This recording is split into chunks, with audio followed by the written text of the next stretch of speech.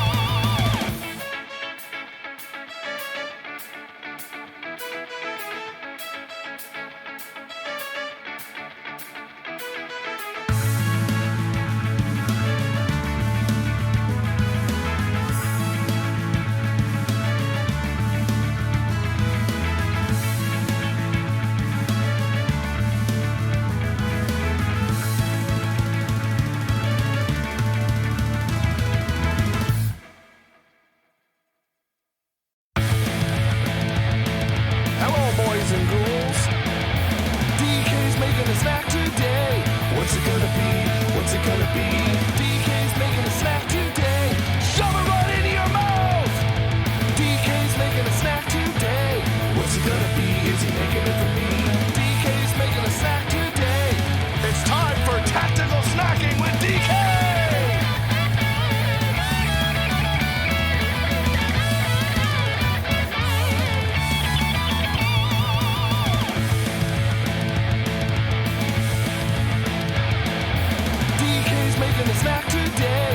What's it gonna be? What's it gonna be? DK's making a snack today. Shove it right into your mouth.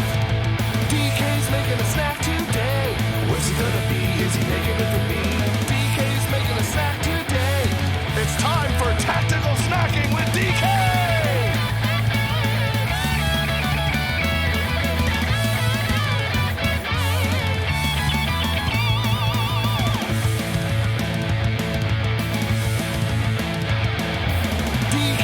A snack today. What's it gonna be? What's it gonna be? DK's making a snack today. Shove it right into your mouth. DK's making a snack today. What's it gonna be? Is he making it for me? DK's making a snack today. It's time for tactical snacking with DK.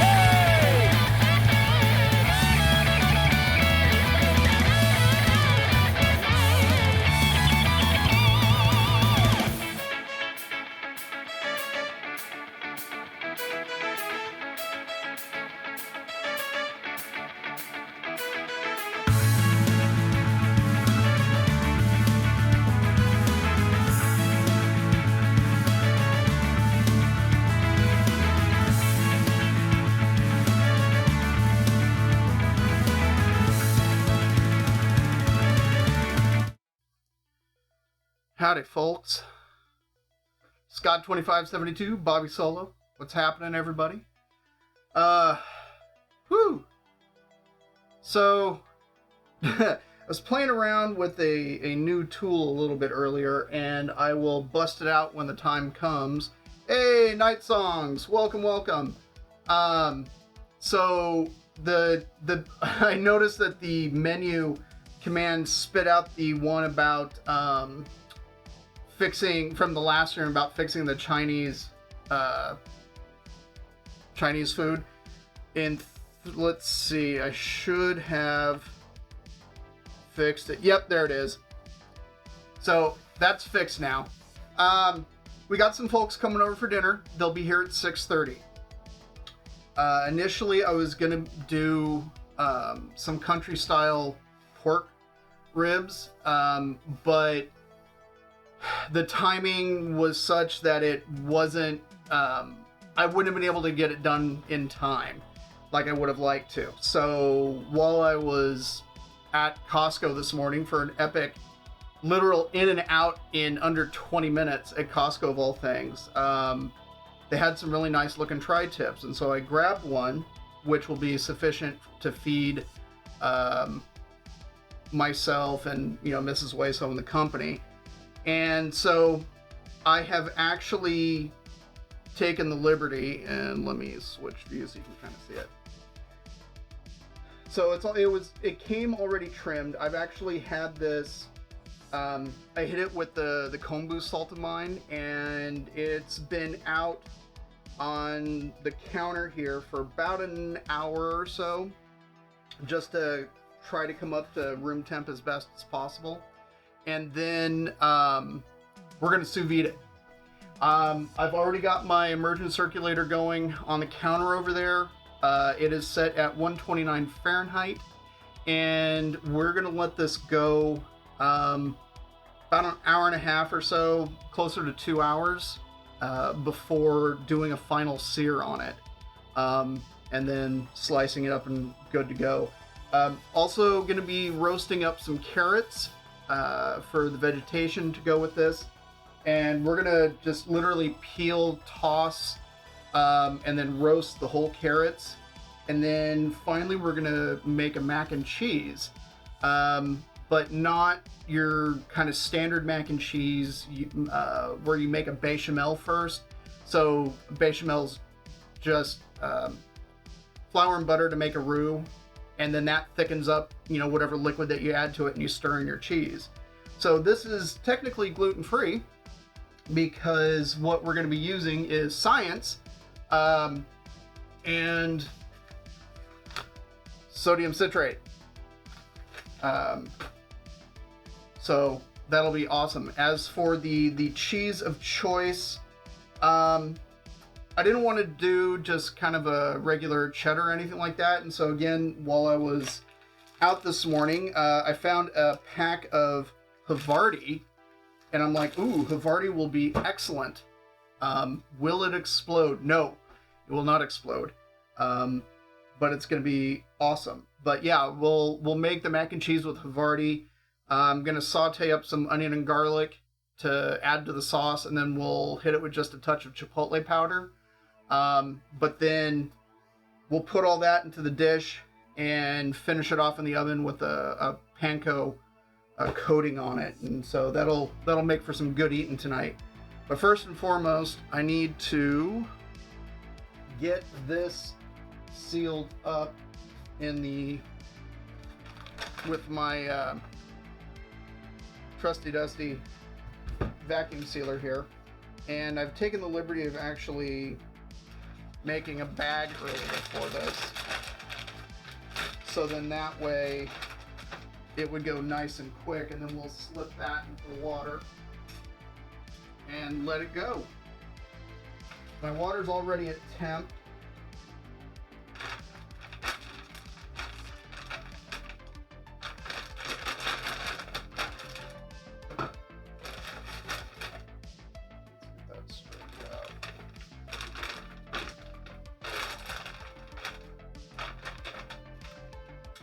Okay, so yeah, I only have the kombu salt on there right now. I'm not gonna put any kind of dry seasonings or anything else on it until after it's come out and we're getting ready to sear it, just because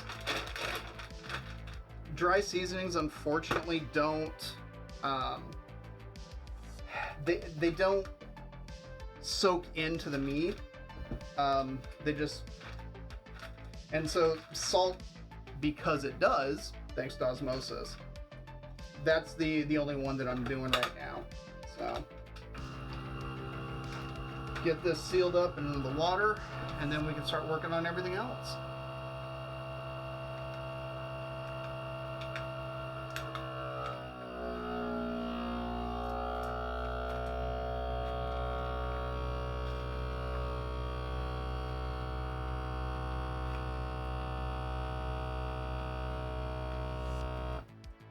I always like to try to massage it just a little bit to kind of push out any of the possible air bubbles that might be in there.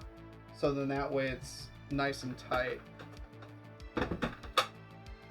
All right. So that we are all done with.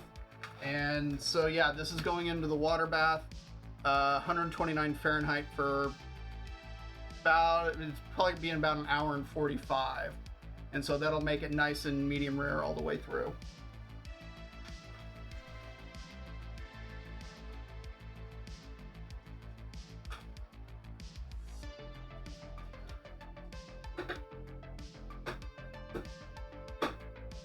Excellent.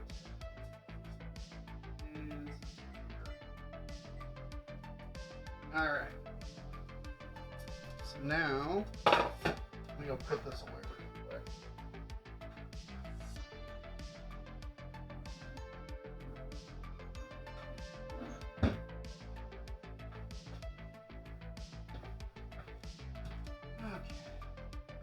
So really, the carrots, all I'm wanting to do, because I'm not even thinking I'm gonna like slice them up at all. I think what I'm just gonna end up doing is peeling them and roasting them whole. Just because that sounds a lot more interesting, I guess. And then people can kind of serve themselves up and then use a knife at the table. So I just picked up a 5-pound bag of carrots earlier. I'm not always the biggest fan of just picking up bags of carrots. Usually I like to buy them loose if possible, just because the condition of the carrots in the bag, and this is no exception, tends to, they seem to have been in there a little bit longer, and so they dry out just a touch. But we've got a total of, it's going to be 6 of us eating this evening, so I'm just thinking, oh, okay, well, let's grab some carrots, because if nothing else, leftover roasted carrots can turn into tomorrow's, like a carrot bisque or something like that. Let's see. Okay, so I'm thinking, that's what, 1, 2, 3, 4, 5, 6, 7, 8, 9, 10, 11, 16. So 16. Okay. That'll be not quite 3 per person.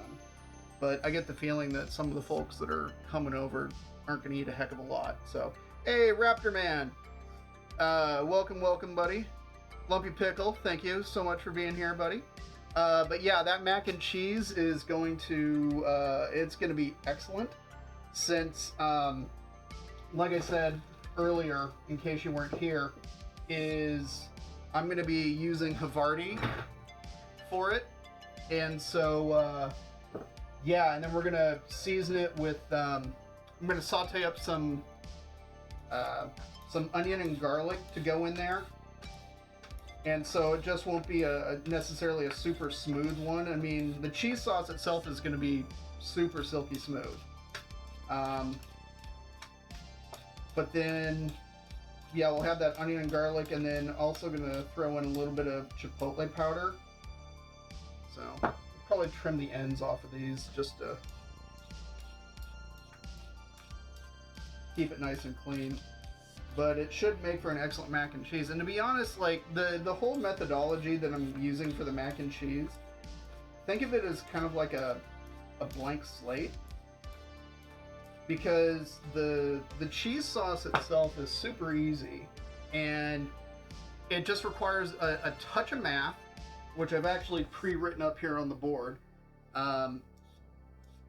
Since we're not going the traditional bechamel route, we're making it with sodium citrate, and so it's a relatively simple ratio of 100% of the ratio of whatever you're making is the cheese.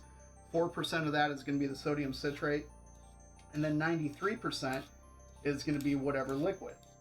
And you can use water, you can use milk, you can use heavy cream, you can use a stock if you'd like, and that sodium citrate will cause the proteins to untangle. And it's the same stuff that makes American cheese have that super melty kind of quality that seems to stay liquid for a really long time.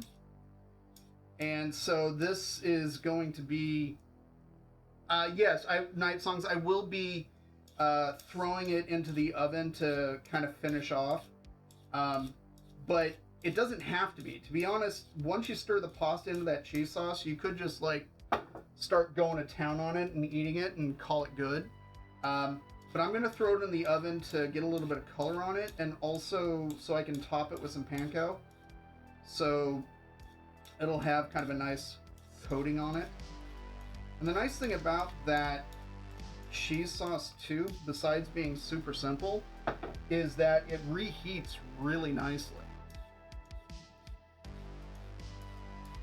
That cheese sauce will re-liquefy. And it also keeps pretty nicely too.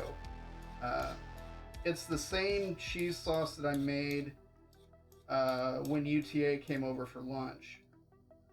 Or actually, I guess it was brunch. In that case, I used a kind of a stronger cheddar. And it was, it kind of caught everybody off guard. Because it is kind of a strongly flavored cheese, but havarti's, on the milder side, and I just thought it would be really delicious in a mac and cheese. So that is my plan for that. As for these carrots, other than trimming the ends, I'm gonna toss them with a little bit of grapeseed oil, hit them with salt and some seasoning. Then I'm going to probably put a little bit of sake in there, and then seal it up with some parchment paper, and then a layer of foil before baking it. So then that way it roasts and kind of steams a little bit. And then to finish it off, I'll take the parchment paper and the top layer of foil off and let it kind of roast up and get a little roasty toasty. In theory, the carrot should only take about a half hour or so, roughly. But I'd like to be able to pull them out of the oven a little bit before guests are supposed to arrive, unlike last Thursday where it's like they were rolling in and we're literally like stopping the stream. So that's the plan, at least. I mean, like with the tri-tip, I want to be able to pull it out and actually let it kind of let it rest a little bit after searing it, if possible. But we will see about that when we get there.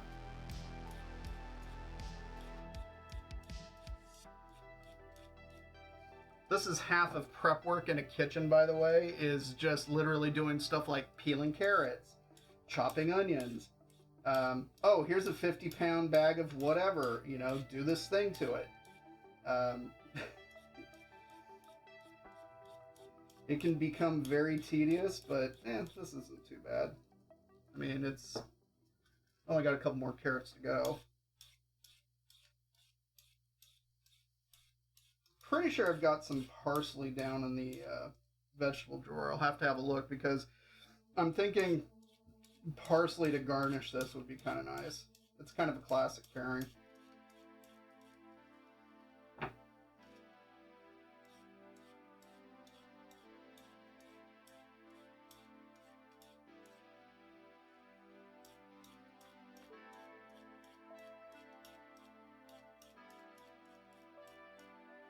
Okay, last of the carrots. So these I will put back in the fridge.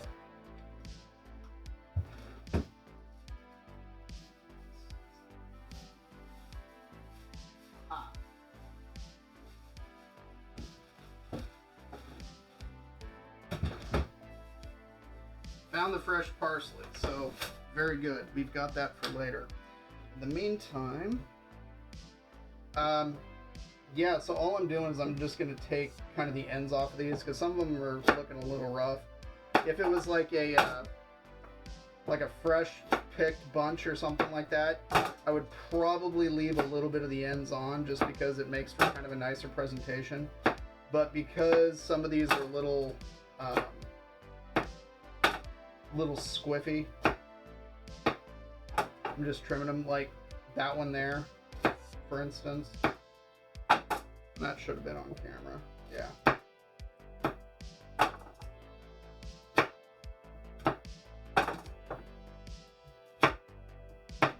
And to be honest, I mean, I could cut these, but I think it'll be kind of interesting to have them kind of whole at the table.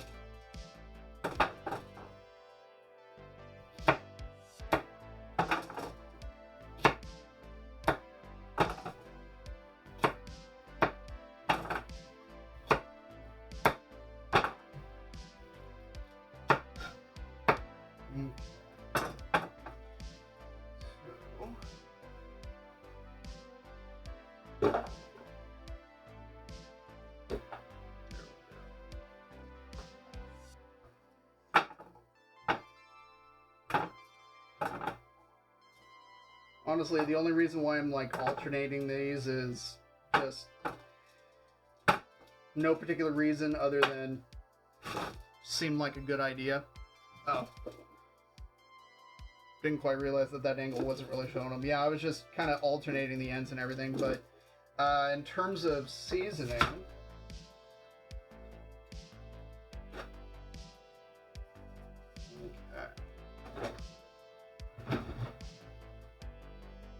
leave that there for the time being. So that, these.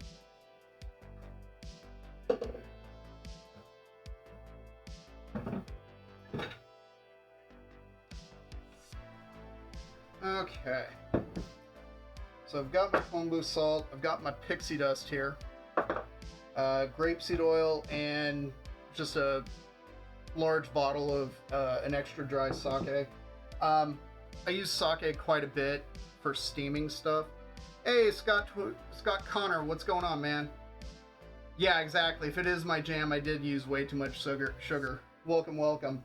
So yeah, I'm just gonna hit these with a little bit of oil, just not very much. I mean, that was maybe a teaspoon or two. It's really not very much. And it's really only going to be, you know, kind of a thing at the very end once we kind of take the impromptu lid off of it to kind of brown up a little bit. But hit it with the salt.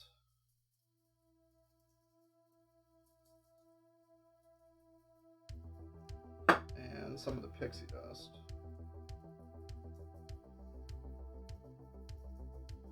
Yeah, the pixie dust, when I first made it, really surprised me with how nicely it went with vegetables. Because when I first made it, it was a variation of the butt glitter that I make, and the whole idea behind it was really more specialized for chicken, because using the inspiration from Colonel Sanders and his, you know, secret herbs and spices, based off of, you know, what has been shown to be the case with the recipe, it just kind of made sense to make a version that used it. I come back to my desk and the carrot says transformed into noms. Yeah. So again, I'm just putting a little bit of sake in here. I mean, that's maybe a couple of tablespoons, really not all that much.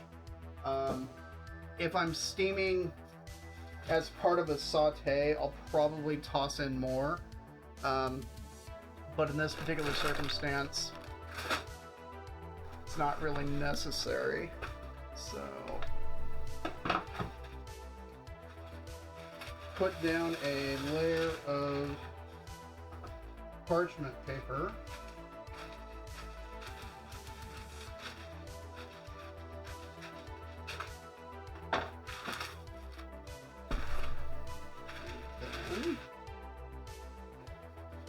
Let's see if the foil will actually cooperate with me today.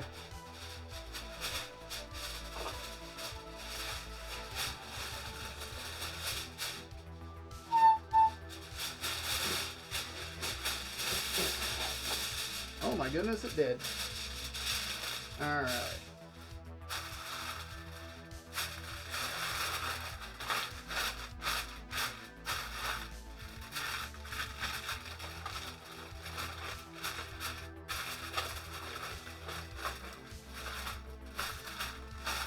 Okay, so that is all sealed up and ready to go, and we'll put this in probably around 5:45 or so. Let it go for about a half hour, and then take off the top to finish off. But this is now prepped and ready to go. For those that are wondering why I put the parchment paper and then the foil, it's purely because I don't want this foil to be in direct contact with the carrots. Now, the foil that's laid down, that is it's the grill foil from Reynolds. This foil is just a regular aluminum foil, and especially when it comes to like roasting and baking, I find that it's when the foil touches that stuff, it tends to like dissolve, and so the parchment paper just literally acts as a little bit of a barrier, and that's really about it. So my oven is now ready, but we don't need to put these in just yet. My water is boiling, which is a good thing for the mac and cheese. So I could use straight up elbow macaroni for this, but I decided to go with cavatappi, which is elbows that kind of keep going a little bit. It's got a little bit more texture, and so I thought, hey, accidental chaos. Welcome, welcome. If I eat too many carrots, do you actually turn orange? Is it an urban myth or truth? It would take... It is a possibility, but it would take a lot in order to have that happen. I mean, we're talking like all carrots all the time kind of thing for quite a while in order to get that the keratin to build up. So, but for the mac and cheese, I decided to go with this pasta, and since I'm gonna finish it off in the oven, exactly, ridges in the pasta to hold on to the cheese. I'm gonna cook this to a little al dente. So touch under, so this is saying between 8 to 10 minutes on the package. So I'll probably only boil these for about 7 or so. So then that way, once I drain them, it's still slightly under, and then we can mix in the cheese and everything else. And then when it goes in the oven, it'll come out being just right. And so that's the game plan for that. But thankfully, my water's salted. That's all good to go, and all I got to do is dump this stuff in, so I don't need to worry about it just yet. More importantly, I need to deal with, well, the rest of the chopping that I got to do. So I'm probably only going to do about half this onion. That's what I'll end up adding to the mac and cheese. And then I'll probably, I don't know how much garlic I'll put in. Lots of garlic. Why? Because garlic is delicious. But mac and cheese, I was thinking about this a while ago, but it seems like mac and cheese can be quite the vehicle for any number of interesting things. Next step is to fold in the cheese. Ham. You get, obviously the lobster mac is kind of a thing. Yes, we're going to fold in the cheese. He folds it in. There's all sorts of things that you can do. I mean, there's really kind of an endless possibilities of what you can do with it. Eventually turn it into, kind of a one-pot meal if you wanted to. Just add some vegetation, some kind of protein, and there you go. So, I mean, it'd be like a mac and cheese casserole almost at that point, which wouldn't necessarily be a bad thing. I don't want gargantuan pieces of onion, but I don't feel the need to mince it. I kind of actually want some slightly longer bits. So all I'm doing is just kind of slicing it like that, and then we'll saute these up. I mean, in theory, we could caramelize them if we wanted to, but I don't know. Not quite feeling the caramelized onions with the havarti, just because, ew. I don't know. That's just kind of what I'm feeling for this. It's like, okay, we'll make sure, saute it till it's, somewhat soft. And then kind of call it good there. And I'm thinking for the garlic, as opposed to kind of the normal smash and chop, I'm thinking what I'll do is I'll actually do slices of it. There is one ingredient that I was thinking about adding to it that I hadn't pulled out. So I'm going to leave this up to chat just to kind of see what everyone's opinion of it is. I was thinking about adding to this saute like a couple of mushrooms.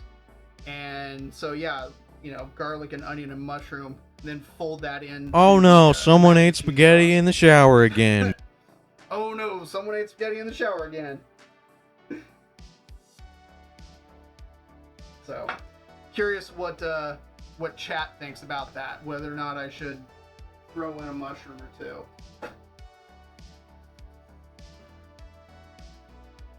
Yeah, that spaghetti one was from one of the best Djibouti dubs of the Billy Mays Kaboom dub. It's all good, Accidental Chaos. Test all the channel points you want. Yeah, mushroom in the mac and cheese. That's the question. Ian Mix65, welcome, welcome. The rub for the tri-tip is going to be my butt glitter, which is a variation on a traditional Santa Maria style seasoning mix. So it'll be, besides the salt that's on there, it'll be black pepper, it'll be granulated garlic, granulated onion, and then there's a chili component, which in this, I think I may have put some chipotle in it. I don't know, I kind of change up the chili that I add to the stuff that I make. And the base recipe, it's black pepper, granulated garlic, granulated onion, and a bit of cayenne. Pretty sure that's all of it. Yep, that's it. Yeah, that super secret recipe. Whoop. And then the original name for the pixie dust was That Chicken Butt Glitter. And yeah, so that's again super secret recipe that you know.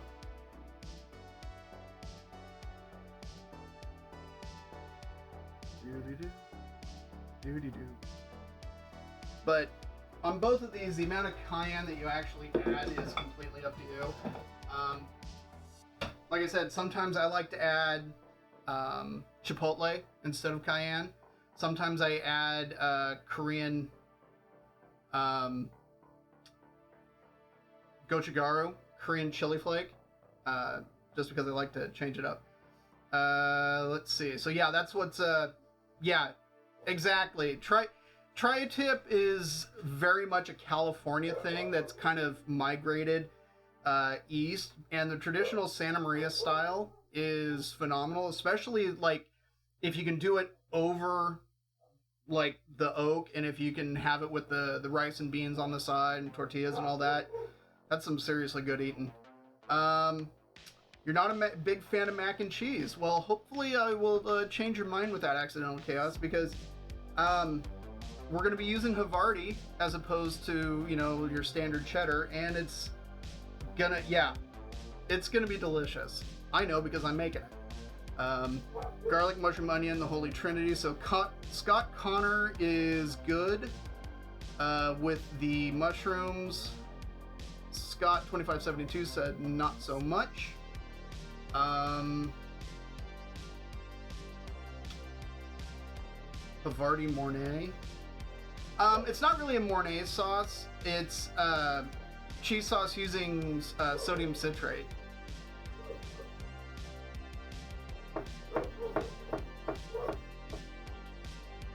There must be somebody walking their dog by because little girl's just barking. Either that or somebody's just walking by. Or there's a little kid riding their bike on the street. Or there's a leaf.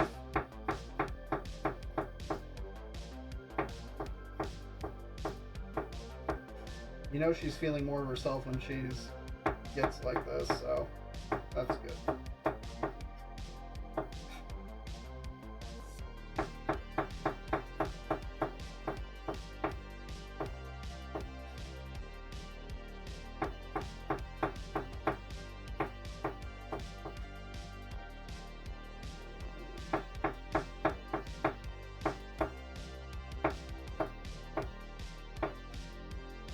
Alrighty. Garlic and onion chopped up. Let's see. If you don't have cheddar sharp enough to cut diamonds at a distance of 20 yards. So, Scott Connor, interesting thing. When it comes to mac and cheese, I don't like using a sharp cheese for it. Because at that point, it's like, it's so strong that I have like one bite and I'm done. And I don't want that. I want to enjoy the mac and cheese. So that's why I prefer to use like milder cheeses for that kind of thing. So then that way it's like, oh, okay, I can actually enjoy this, like a proper portion of it, as opposed to just a single bite. But that's really kind of me.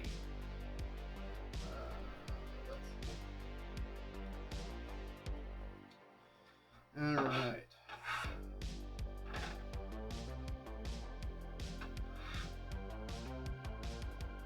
That is all set and good to go. Leave the last, well, other than kind of chopping up the cheese to make it easier to integrate into the sauce, the only other thing I really need to do is chop up some parsley and set that aside, and then we can start assemblage of everything. Yeah. I have a pretty good working knowledge of cheese. I can't say I'm like full like cheese expert, but I know enough to get myself into trouble. I'll put it that way. Oh, hi little puppy. Hi Jane.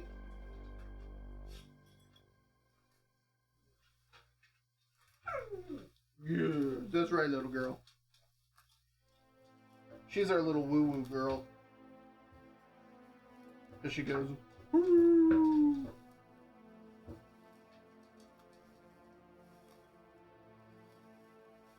Picking parsley is so much fun.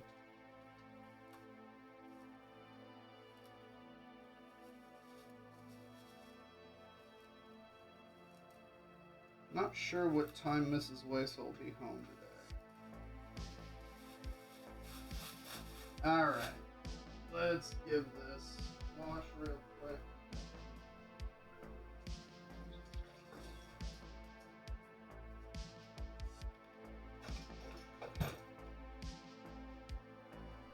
I'll just grab a little dealie out of the drain board because I done did dishes.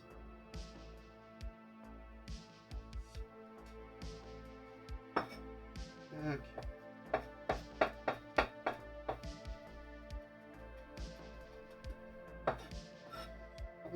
Mincing parsley. Not something I missed from my culinary school days. It was part of the knife skills test that they gave you at the beginning and end of every kitchen class. And you had to super mince it and then actually wash it in order to get rid of the excess chlorophyll.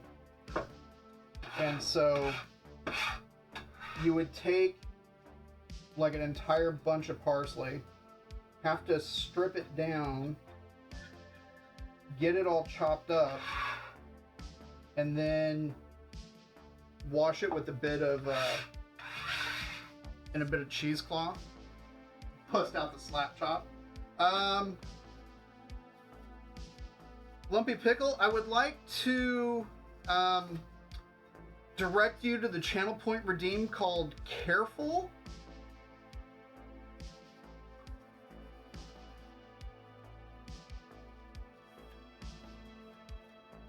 Is your bar name Elvish Parsley? I would hope not, to be honest. I don't picture myself as anything even remotely close to an elf. If anything, I'm more Put my knives in dwarvish. hand countless times. I even handle it with care, and they end up looking like this.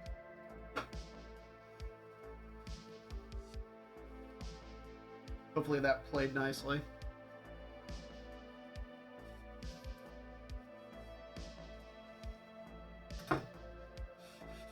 Okay. I think that is good to go. We'll keep the salt around. I'll take that away. I'm not going to need the pixie dust. Although, actually, I will need it later. So I will keep this handy.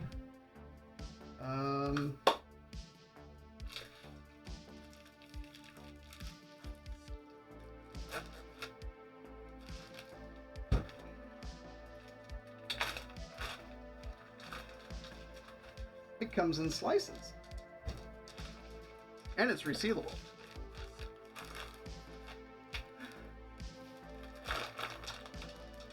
I'll take all the, what was that? I'll take all the sharp and you can have all the apple pie. Yeah. I don't like super sharp cheddar. It's the land of Cabot and all the cheddars are sharp. Oh, okay. Yeah, like Cabot cloth-bound cheddar, it's sharp, but it's really good. But it's one of those things that I can only have, like, a little bit of it. And so on a cheese board, really, that's kind of, like, I gotta be careful of that kind of stuff. Uh-oh. Go get him, Lumpy.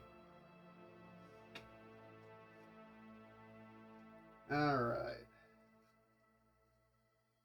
And I'm thinking I should get the pasta going. So then that way, when this is ready to go, pasta in theory should be done and can kind of cool off a little bit. So let's get that done.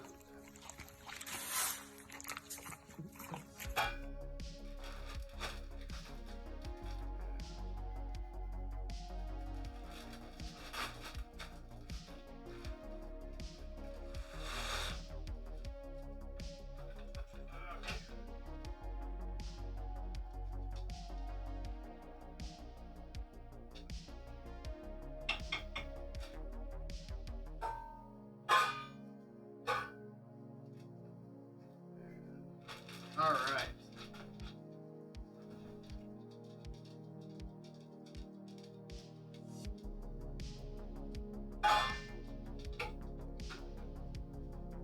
Very good.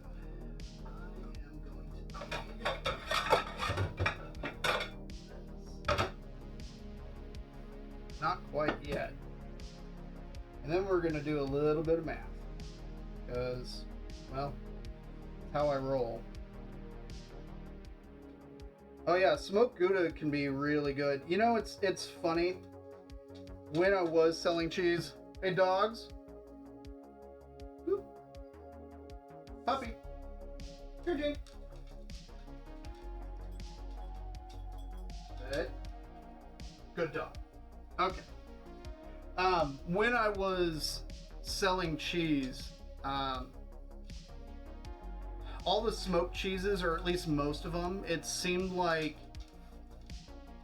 smoke was the big flavor, and the quality of the cheese was just kind of like, it's sort of whatever, and nobody really cared about it.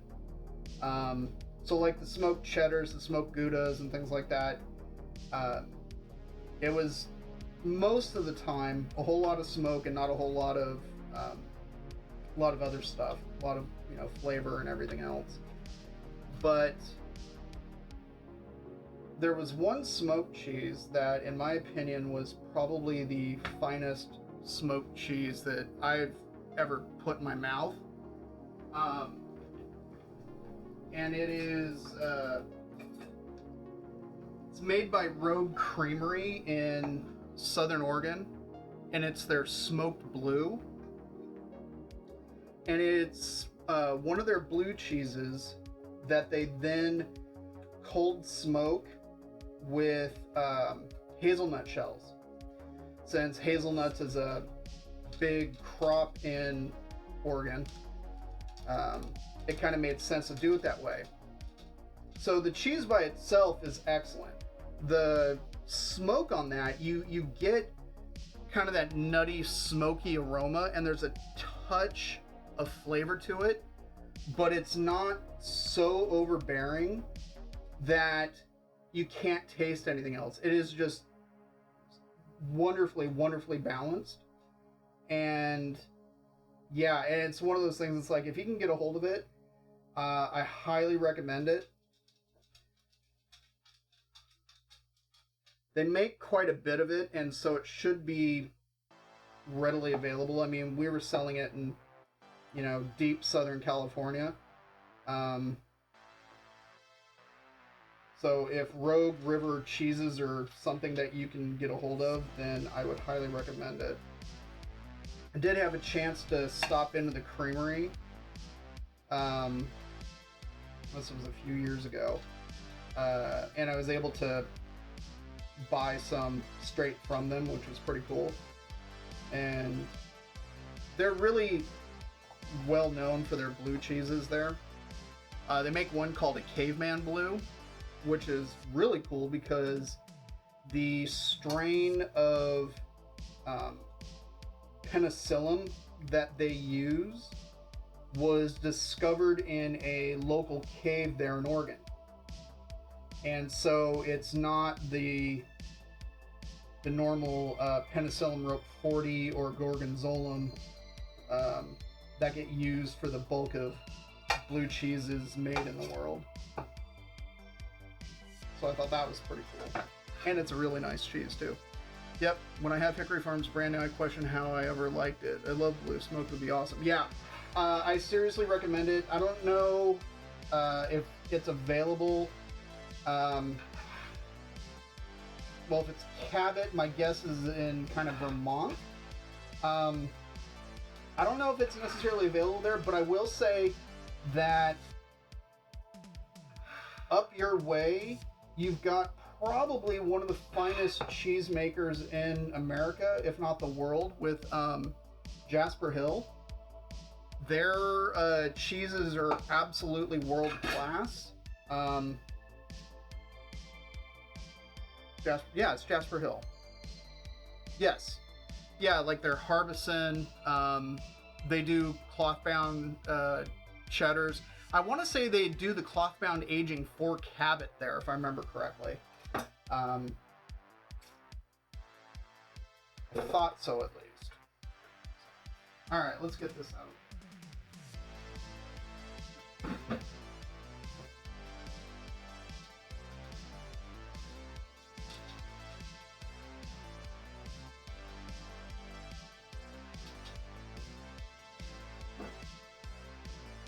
And over here.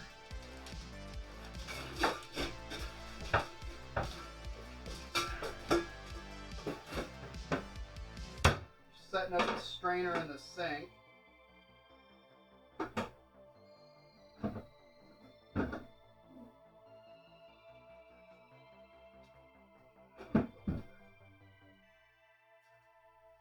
Okay. So I think we're about ready to do some science. For that, first thing I need is my scale.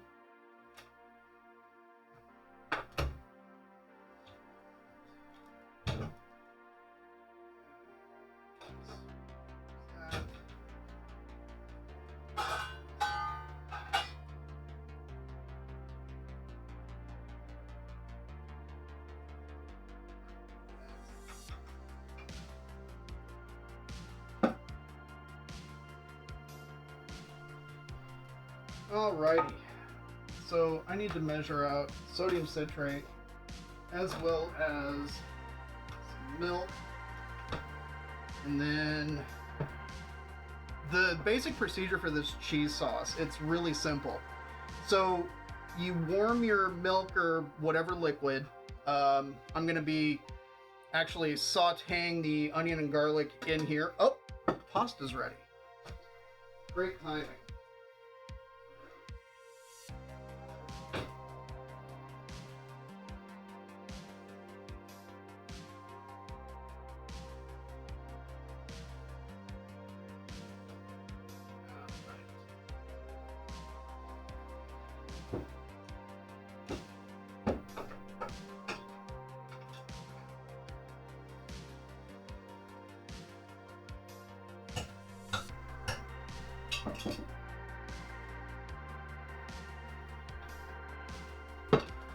Pasta be chillin'.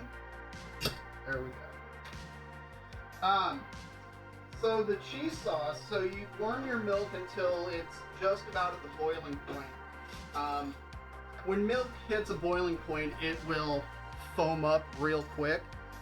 So we're just gonna have to watch it really carefully. I will be mixing the cheeses. You just found Rogue Creamery at the Whole Foods, about 25 mil. Yep. It doesn't surprise me that Whole Foods has Rogue, since Rogue is partnered with Whole Foods for years, so that's awesome. Congratulations, Night Songs. Accidental Chaos. So I'm kind of doing an overview of the cheese sauce, and then we're actually going to make it. So you warm your milk you stir in the sodium citrate until it dissolves, and then you over kind of low heat, you start stirring in the cheese little by little. And what happens is the cheese will kind of melt and integrate. And initially it'll seem pretty thin. But once you get like all of the cheese added in, it'll actually turn into this super creamy sauce, which is what we want.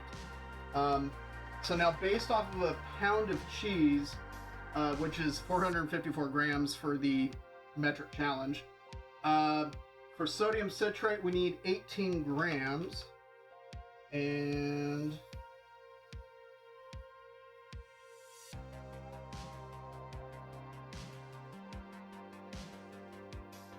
that is 15, but that's okay because I re-upped on my sodium citrate, and so I've got another pack ready to go. Thankfully, this stuff lasts, you know, depending on how often you're making this kind of cheese sauce and how often you're using it. This stuff lasts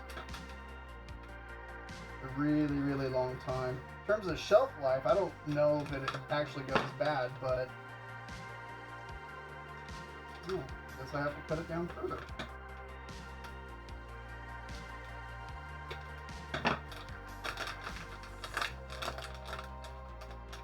Come on.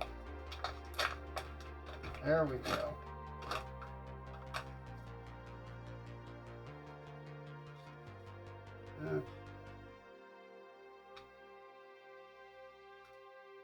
There we go.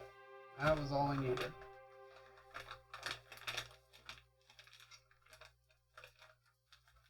Excellent. So that's what we need for that. Put that on, zero that guy out. And let's see, milk we need.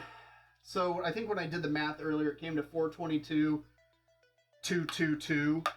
But yeah, we are absolutely doing science. That's exactly what we're doing. So my guess is it's going to be pretty close to 2 cups.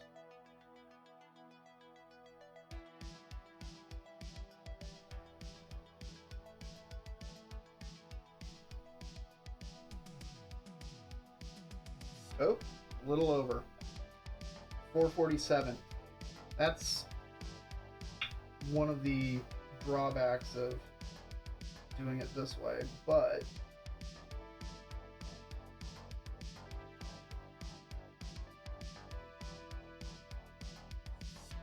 oh man, it was at exactly 422.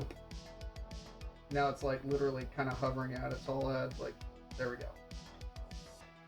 420, it came to 423, okay.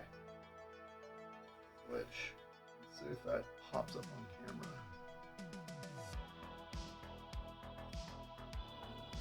You got the over, there we go. 423, excellent.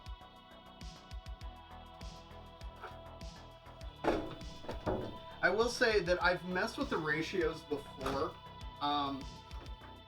because sometimes this particular ratio can be a little too thin, and so you actually want it to kind of cool off a little bit to thicken up.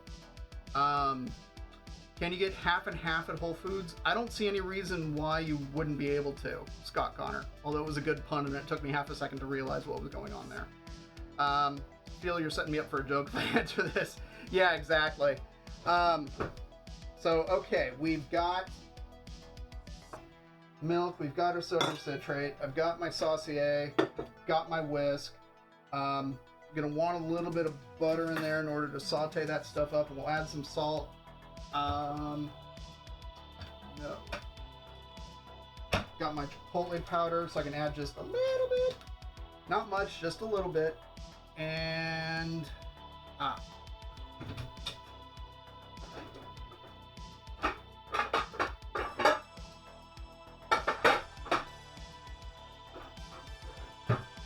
got my 13 by 9. I can put that off to the side because I don't need it just yet. We'll need these. These I can put off to the side over there. But before we get to that, I'll hydrate.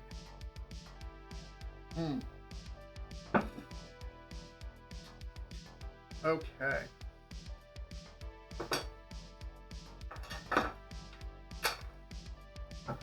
So I got a new tool. And hey, Renfield, welcome.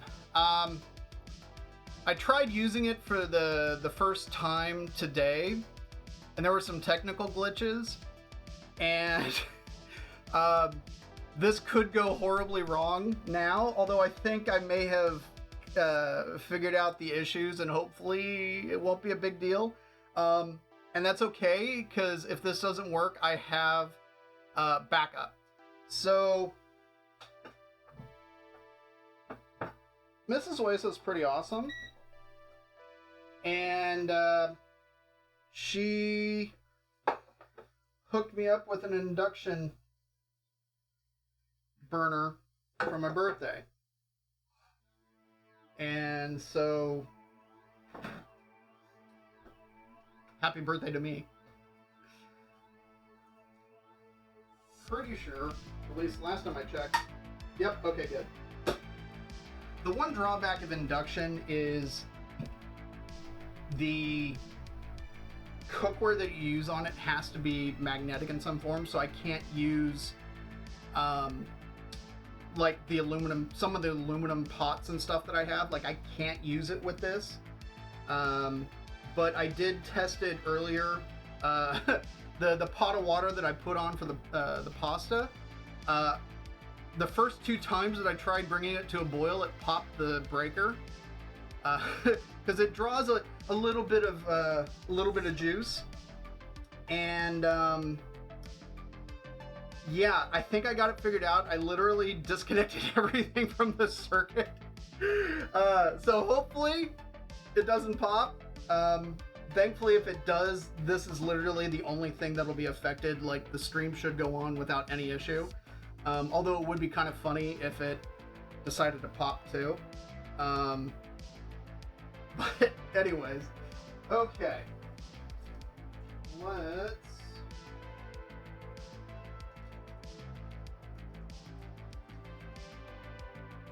Alright.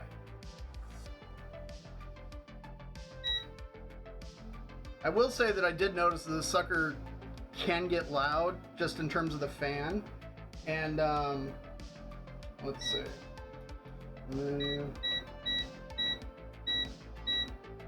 Let's go with that. Unfortunately, the manual for this is kind of sparse. But hey, it's melting, so good. This is working like we hope to. That's right, we're cooking live, folks. There's no second takes on this. Fun story. Yeah, if the stream goes down, this is why. I hear there are regular brownouts during the commercial breaks for Doctor Who because everybody turns on their induction tea kettles right then. That's really funny. Yeah, in England, obviously. But that is really funny that there would be rolling brownouts because everybody is turning on their tea kettles at the same time. And the fact that there are induction ones as opposed to just on the cooktop, turning on to gas mark 2 or 3 or whatever. Alright.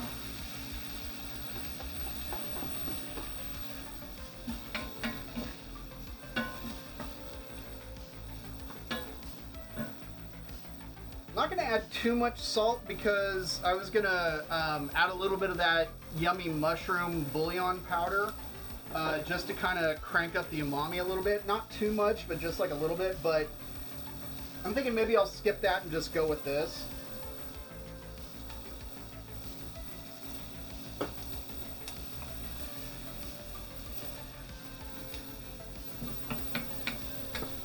I know there's another streamer that popped up in Grant's stream, Terrible Hime, who she's come around a few times, and she's a lot of fun. She was doing a cooking stream, and I remember asking her, because she had an induction burner that she was using. But the issue that she was having was every time she couldn't like flip anything on it, because every time she lifted it up, the the pan, the induction burner. Seems weird to call it a burner because it's not actually burning. It's magnets. Oh, this is coming along really nicely. I think I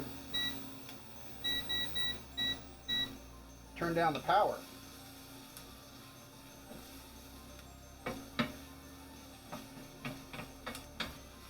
This is literally the first time that I've actually sauteed anything on it.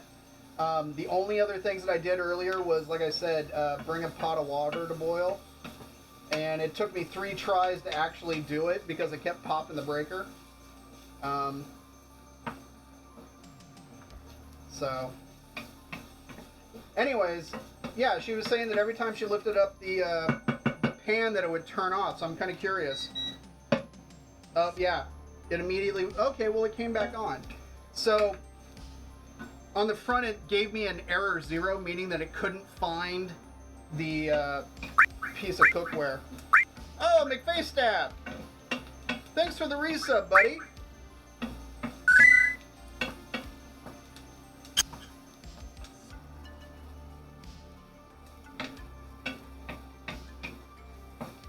So, yeah, this is my first time sauteing on it, and so far so good. I just want to make sure that I don't let this fond burn, because fond is flavor, and I'm not fond of burning flavor. What does burnt taste like, David? Or what does burnt smell like?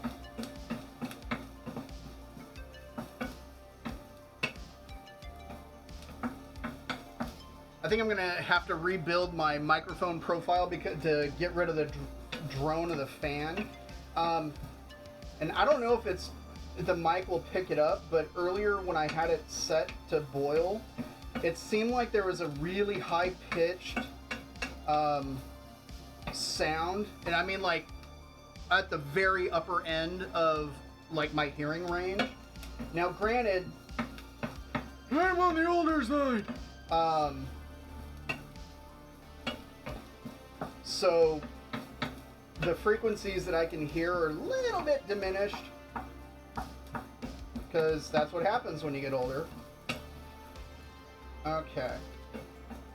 So that's looking right about where I want it. So let's get that milk added in.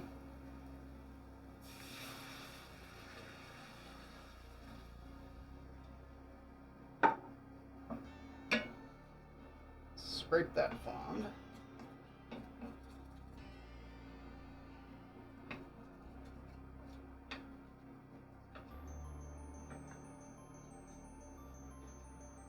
Okay, so far so good. So we got that happening.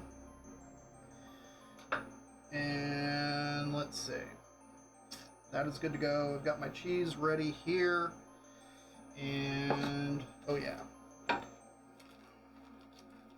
We're going to add just a pinch of chipotle.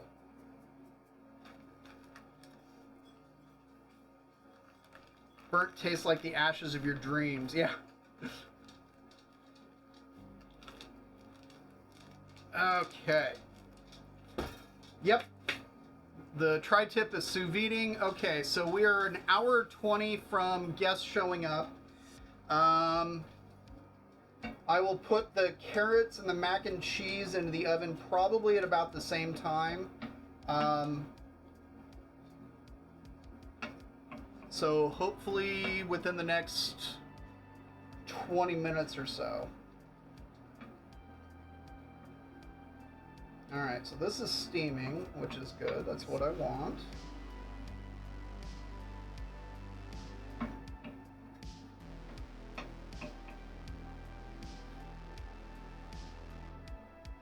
I'm just trying to make sure that I scrape up everything that's on the bottom. It's going to give me an error. Yep. Thank you.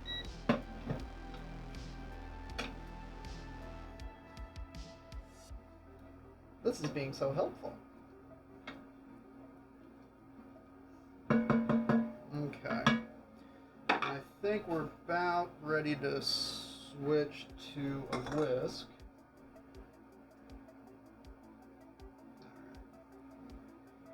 We're getting there at least. I'm starting to see bubbles.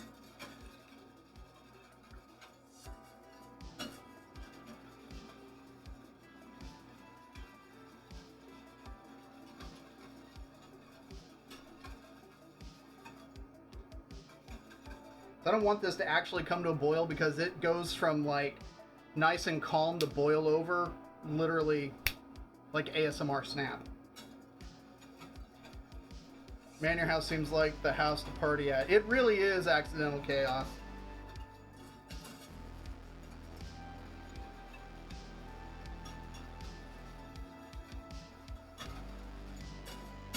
Now if I could just get people to like stay behind to clean up, that'd be great.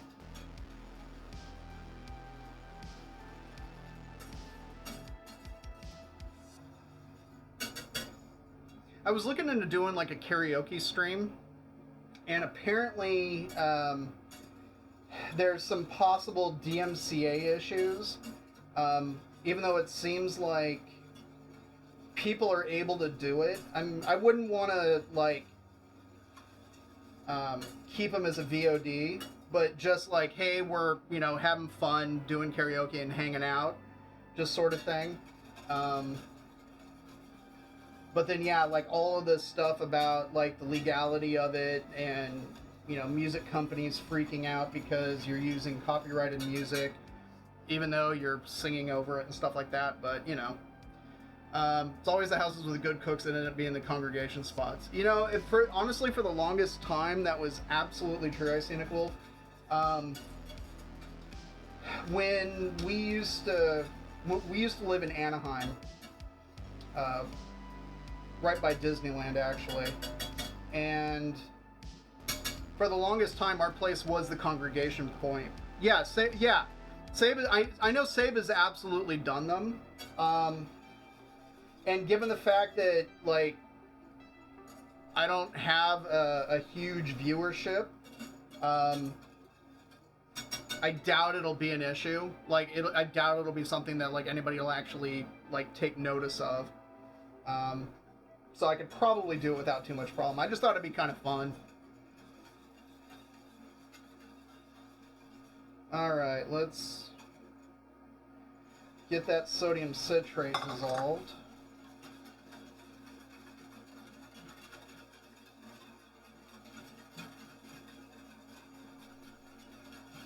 Okay, this is really starting to heat up, so... Alright, I'm going to start adding a bit of the havarti. Woo.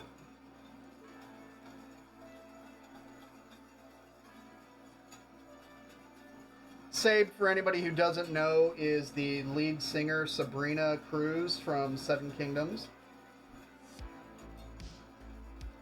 Really excellent band. And she's got an excellent voice, even though she doesn't think she does.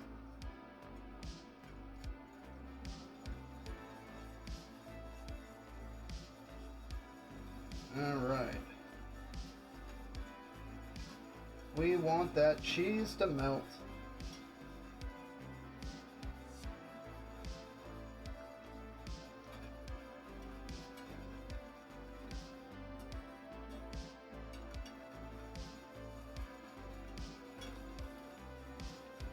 Okay. I don't know if it shows on the video, but this is definitely starting to thicken up. The cheese is certainly melting and integrating.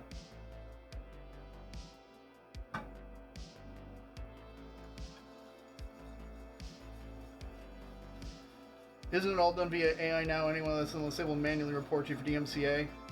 It's interesting. So Twitch has a mute function that pops up for like the VODs, specifically if it recognizes a song in their database. However, it is not a be-all end-all solution. Apparently there are record labels that do have bots that scour streams looking for copyrighted music. But yeah, there is a fair amount of AI and bots that just kind of are listening for a specific sound. Like my stream actually got muted from like a couple of weeks ago, but it was only for a brief period because it thought I was playing some song by some guy that I had never heard of. And I appealed it because I've never heard of the guy, and when I double checked, it was one of the backing songs, one of the background songs that's playing, but all of those are freeware. They're, royalty free, and all that fun stuff. This is thickening up beautifully. I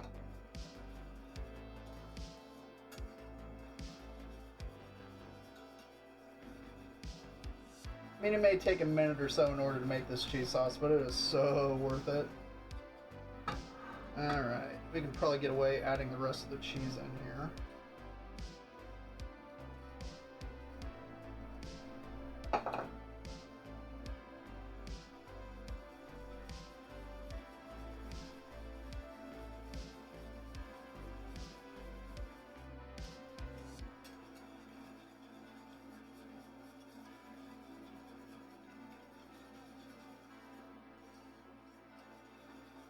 Bueno. That is looking great.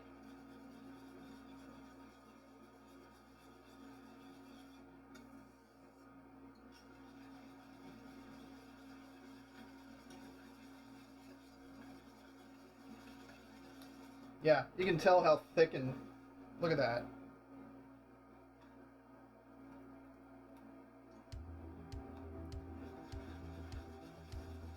Saucy!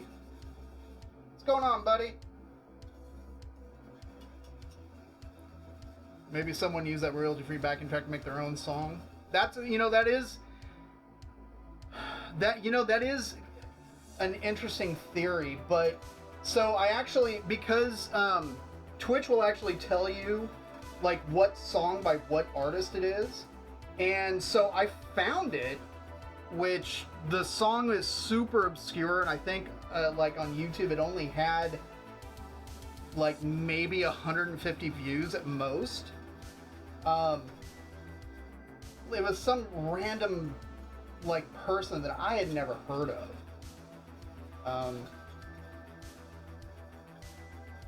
But I pulled up the song to listen to it just out of curiosity, and then when I double checked it against the section that was playing, I'm like, no, it's not the same thing. Ooh, yeah. I think that is good to go, so... Boop. Yeah.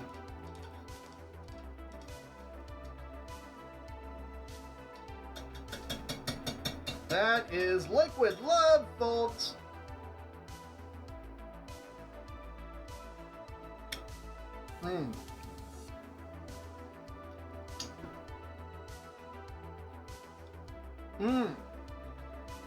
Just got back from the radio show and chilling for a bit. Nice. That happened with Paul Davids. Only the person in question just ripped it right off his YouTube channel. It wasn't royalty free. Gigantic shenanigans. Oh, I can imagine. Yeah. This is very tasty.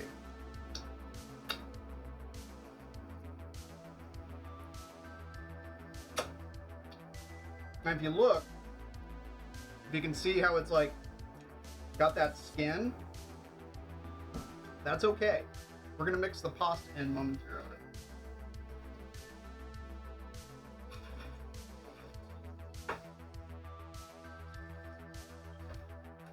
All right. Now the big question is will the pasta all fit into this? Or won't it? I heavily salted the water, so the pasta should be perfectly seasoned anyways.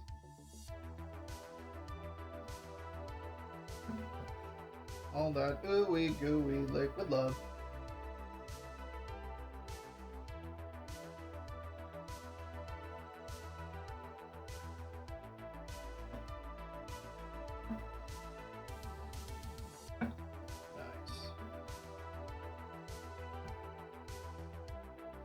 Might have to finish tossing it in that Pyrex dish.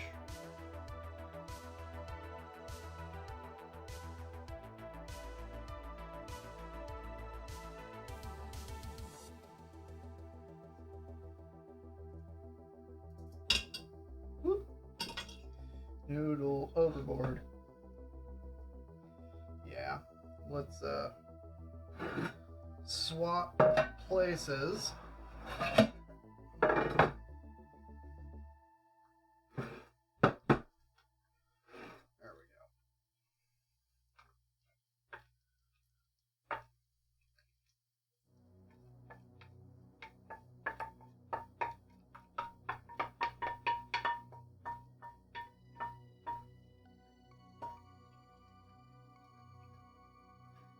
Liquid love.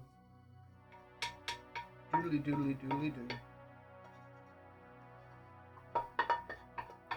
The nice thing about, well, one of the many nice things about doing the cheese sauce this way with the sodium citrate is that you can use pretty much any cheese you want.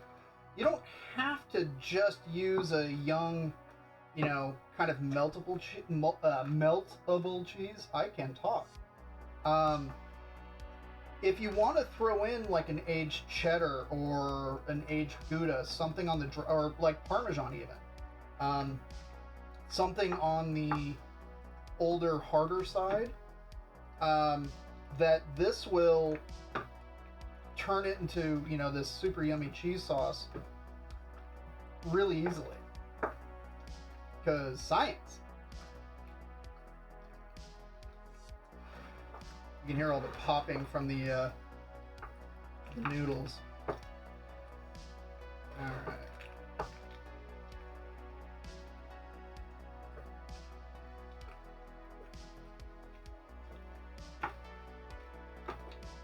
This probably isn't going to need like a half hour. I would say more than likely this will be fine in about 15 minutes or so, I think.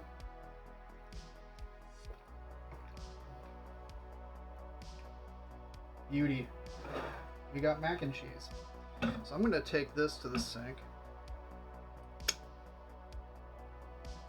So, notice how thick this stuff is now? After it's had a chance to kind of set up a little bit.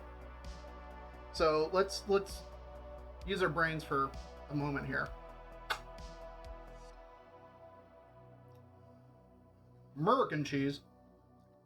Super melty, fantastic for cheeseburgers, but the cheese itself leaves a little bit to be desired. Oh, dude, liquid love would be amazing.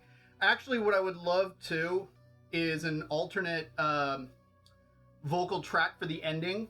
You know, Decay made a snack today. You know, what was it? Well, you should have been there watching the stream kind of thing. But, okay, so this is, like, really nicely set up. American cheese doesn't taste all that great. So what this means, by doing this sort of method, you can actually make your own sort of American cheese slices, but using, like, good cheese. So if you had, like, a quality cheddar, or, like, the havarti, or something that you really like, but you want it to have that same sort of kind of melty quality that the American cheese has, you mix up a batch, and all you got to do is get a sheet tray, lay down, you know, foil, parchment, whatever, and just lay out a thin layer and let it set up. Cut it, you know, stack a little bit of wax paper in between and pop it in the fridge, and you have your own super melty cheese slices. And if you wanted to add, you know, any kind of spices, like if you wanted to say make it with, say, pepper jack, for instance, or if you wanted to do like this and throw some onions and garlic in, you can do that too. So you can have like these cheese slices that are like super gourmet, and yeah, so I'm thinking we'll have to do that sometime. I want to put some panko on that.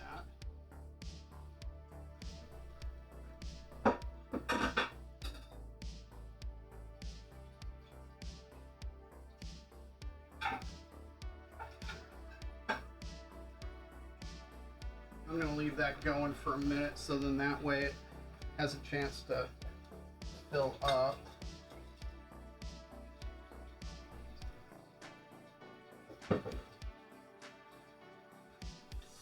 Okay. So I just have a jar of panko that I kind of keep hanging around. I'm gonna melt a little bit of butter and toss the panko in it. And then put that on top of the mac and cheese. That'll only take a moment.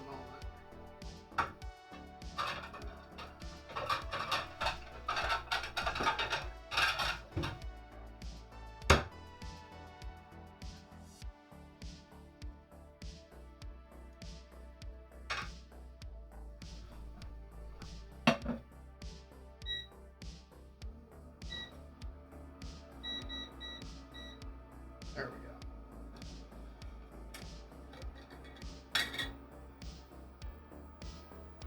I just want to put a nice looking layer on that. Yes, yes, I heard you. You know it's bad when appliances start yelling at you.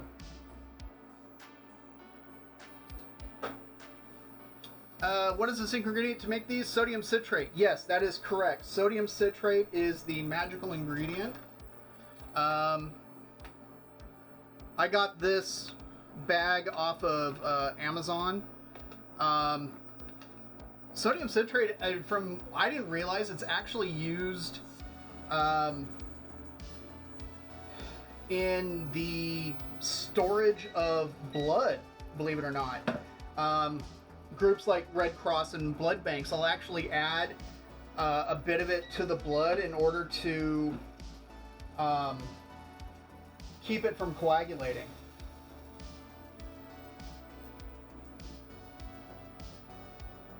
Yeah, that should be sufficient. Well, let's add some more. Why? Because breadcrumbs are good.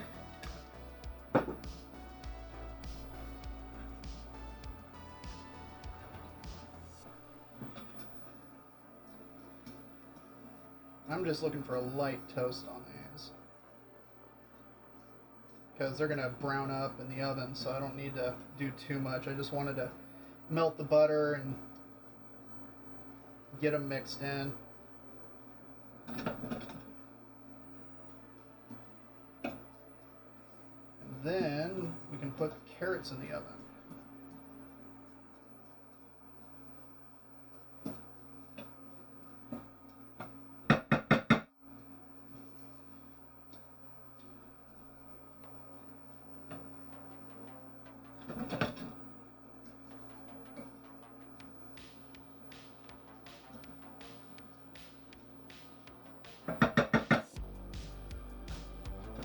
Yep, the induction unit.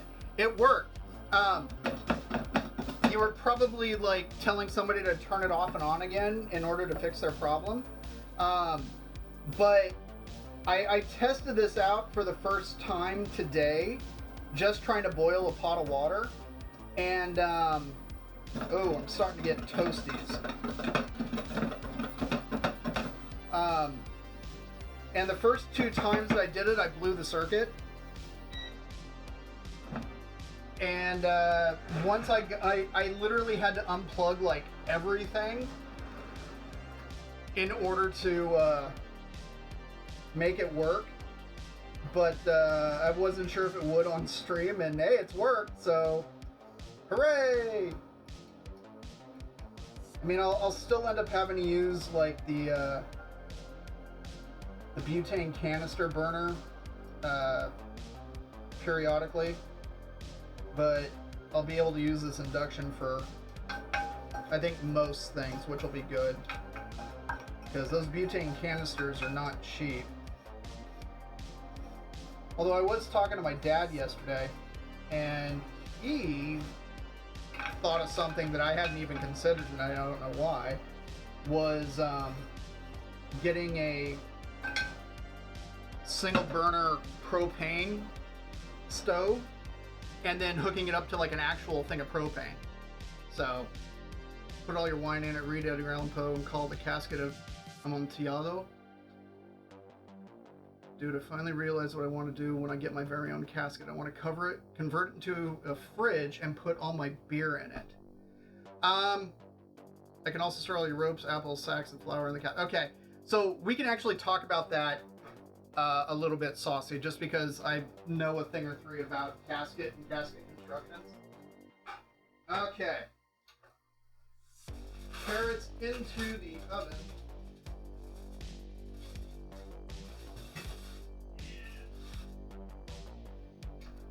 Set a 15-minute timer.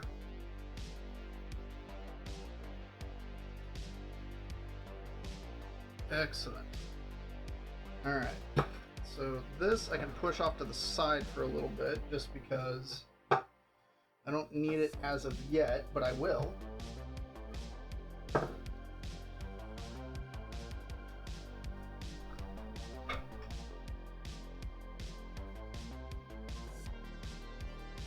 And just like that,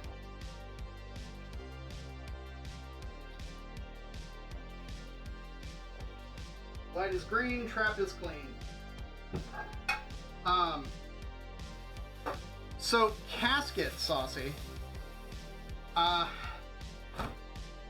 In order to get one that will work kind of like you're talking about, you need to make sure that it's fully gasketed. And those tend to be a bit more on the pricey side. The other thing is they're not insulated at all. And so that is slightly problematic. Yeah, they're not meant to be necessarily airtight, although you will find, hey, Grant, welcome. You will find that funeral homes or, people that are trying to sell you a casket will tell you about, oh, there's a butyl seal, and it keeps your loved one protected and things like that. And especially the if you're doing a traditional sort of, actually, if you're doing an in-ground cremation burial too, there's a vault that sometimes they'll use. Most cemeteries that will use one just to kind of protect the ground, so it doesn't sink in. But then they'll also tell you, oh yeah, there's the standard concrete box, but water will get in and, all this other stuff. And then they'll try to upsell you to one that's like fully lined and, has a gasketed seal and everything like that. And it's genuinely unnecessary. To be honest, it'd be easier to take a fridge and then convert it into a casket. It'd be way cheaper too. Yeah, you have to have vaults there, Night Songs. Most cemeteries have them, because if the problem is caskets and urns aren't built to withstand the pressures of being buried in the ground. And so because of that, most cemeteries will require the use of them, because then it maintains the structural integrity of the ground and you won't get sinkholes. That's so, like, when you go to like older cemeteries especially, and if you're walking through it and there's like sinkholes kind of where people are supposed to be, it's because it's the casket straight in the ground. Yeah, they'll still absolutely, they'll still decompose. I mean, it's just how it goes. Off the rails we go. Nah, that's okay. We've got time to kill, so I don't mind if we go off the rails here, because we're not at the point of like, okay, we're trying to actually do something here. But yeah, so like I said, most cemeteries will require it, and sometimes it'll be state law, sometimes it'll just be cemetery. Yeah.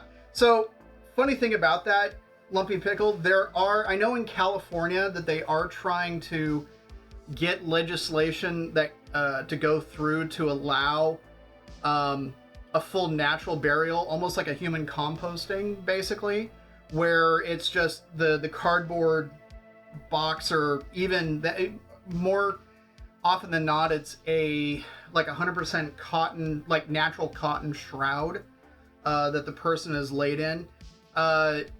The biggest issue is finding a cemetery that will actually do that kind of thing.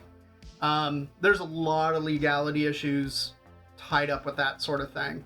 I know here up north, I know Washington and I'm pretty sure Oregon too. You have the option of that human composting. So, and there's a company like up in Seattle where after your loved one passes away, what you can do is actually be turned over to this group, and what happens is they have what looks like kind of those mausoleums, but each one of them is an individual chamber for the loved one to break down and quite literally return to the earth. And it's actually kind of a beautiful notion. But there's a ton of pushback all over the place. Like even aquamation, for instance, still has a lot of pushback. So just as a point of reference, right? Cremation, the act of burning the deceased down to literally inorganic components, for the longest time was very much a no-no. And it wasn't only like accepted and within the last 100 years or something like that. I don't quite remember the full history. So aquamation it accomplishes the same thing of breaking down the deceased into these inorganic, effectively bones is really what's left. And then they still get put into what's called a cremulator. It's effectively a giant blender that breaks down whatever bone fragments and stuff remain.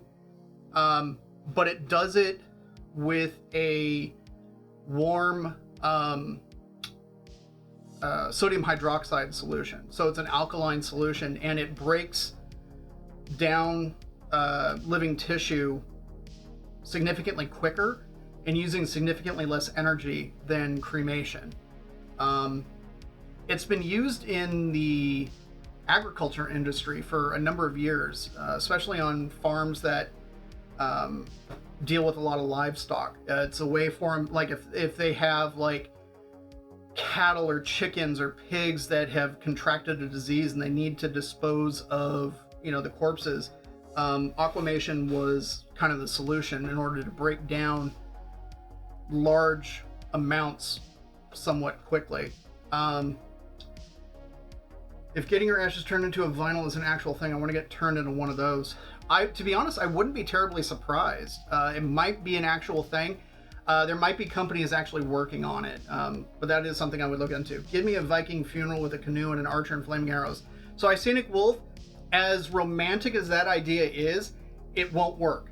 It will not completely consume the deceased. You'll just be a crispy critter. It won't stay hot enough long enough in order to completely break down the deceased. Plus, whatever's below the waterline is still going to end up being there. So unfortunately, it doesn't quite work like the movies have told us. There's a ton of stuff you can do with cremains. You can get trees to grow in the ashes, and I've seen a business turns cremains into coral reef rebuild. Yeah, exactly. And Cryptic Caramel, like, bonus points to you for using the correct term. Cremated remains are cremains. They're not ashes because it's bone, so bonus points to you. Yeah, you can get them to grow trees. There is a company that actually makes a pH balanced soil that once you mix the cremated remains into, because they're highly alkaline, the soil's like on the slightly acidic side, so it actually balances out, which is kind of cool. Main green cemetery. Yeah, green cemeteries, to be honest, like green cemeteries is going to be like a thing. In order to, like, okay, just as, if anybody's got the scratch and feels like starting up a green cemetery, I can tell you right now that federal law will require you to have, I believe it's a $50,000 to put into the, what's it called? It's effectively a trust. What's the actual term? Anyways, so it gets put into a fund that you can't actually touch the principal ever. It's locked in there and it's tied to the cemetery property to maintain and upkeep the cemetery for a lengthy period of time. If you have 50 grand to drop into that, you can start one, but then you have to find land in order to make this happen. Which, to be honest, like, if you got the scratch, I say go for it, because that's going to end up becoming a thing, let me tell you. Let's see. Take the tree I grow into, cut it down, and make a guitar out of it for G Money to rock on. It's going to take a little bit longer to grow a tree big enough in order to make a guitar out of it, but I love the sentiment in Lumpy Pickle. A Lumpy Caster, indeed. With my luck, my friends would have bad aim. Yeah, that's usually the case. Hello all, this doesn't sound like a very food conversation, but I'm a biologist interested in conservation and history and culture, so I'm all for this discussion. So yeah, at the moment we're not really talking food because, like, carrots in the oven, I'm waiting for the timer to go off so I can put my mac and cheese in the oven, and we're waiting probably another 20 minutes until the tri-tip will be done, and then we'll pull it out and we'll sear it off. So in the meantime, we're just, you know, just chatting.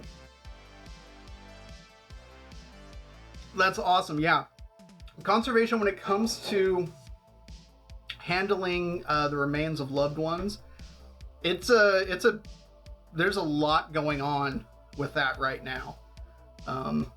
Crispy critter. Most things Viking related are Hollywood BS. Yeah, most of the time. Yeah, I know. I'll need some thermite or something else that'll probably totally illegal. Well, then you have the issue of actually trying to ignite that thermite, by the way, Icenic Wolf. Because thermite does not light easily. TV and movies will tell you, oh, you can just light it with a match. No. You actually have to start it with something like a magnesium strip that burns super hot, because it takes so much heat in order to get that reaction going. Don't ask me why I know. The new flavor from Rice Krispies. Yeah, totally. I think what I'd like to be taxidermied and used as a Halloween decoration. Saucy as dark and yet hilarious as that is, I don't think the law will actually allow that to happen. Even though you may, like, say that you want to have that done, as far as I know, you can't. Not to mention you have to find a taxidermist to actually do that kind of thing. It'd be a black market thing at most, probably. My sister wants to start one. Really? Yeah, 50K in a trust, neither of which I have. Yeah. Treatment of death and bodies after death is very interesting and very influenced by culture. Many cultures are less squicked out by death than Western cultures. Also a lot of biological influence. It's thought the idea of burying the dead started to prevent spread of disease. Yeah, I'm sure you're probably familiar with the YouTube channel Cryptic Caramel, Ask a Mortician. Which I think I started watching like 2 years ago or something like that. It's really, really fascinating. She does a lot of cool stories and answers a lot of cool questions. She herself is a licensed mortician and has a funeral home, but she is very much of the as natural as possible. That is her preferred way of going, because she wants... Funerals are crazy expensive, and she wants to, you know, make it accessible for everybody. Let's see. And don't build condos over your green cemetery. Poltergeist is a cautionary tale. It really and truly is. If your chicken comes back from the dead, that's a poltergeist. And that was also a trauma film, if I remember correctly. Either that, or it might have been buried in the pet cemetery. U.S. handles death very badly. Other countries consider it part of life. Yeah, you're right. The U.S., for whatever reason, does not deal with death very well. Really, really do not. It's really a cultural thing more than anything else. But that kind of thing is changing. So that's always, you know, kind of a nice thing. Oh, y'all need lots of sparklers or something. It'll be a huge pile of fireworks. All this is never going to happen, by the way, just in my head. Oh, yeah, no, I'm right there with you. And to be honest, like, I can tell you where to go for the fireworks if you ever just give me a call and I can tell you where to go. So the Viking funeral wouldn't work and you'd end up in the lake. Yeah, basically. You'd end up in the lake, and at that point, who knows what ends up happening. But body world, kinda. Possibly. Just have to find a taxidermist with gambling debts. Yeah, something like that. You just have a singed boat full of nasty residue. Yeah, singed boat and a heavily charred corpse. And that's about it. What about gasoline? Gasoline, unfortunately, so to put it in perspective, for a normal cremation right now, hang on.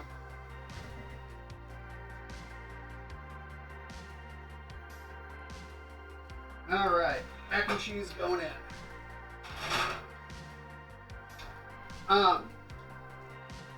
Cremation of human remains needs to take place at about anywhere between 1800 degrees Fahrenheit for about an hour per 100 pounds. Okay, that's just sort of the base calculation. So someone like myself, who's a little bit on the fluffier side, would take probably about 3.5 hours or so.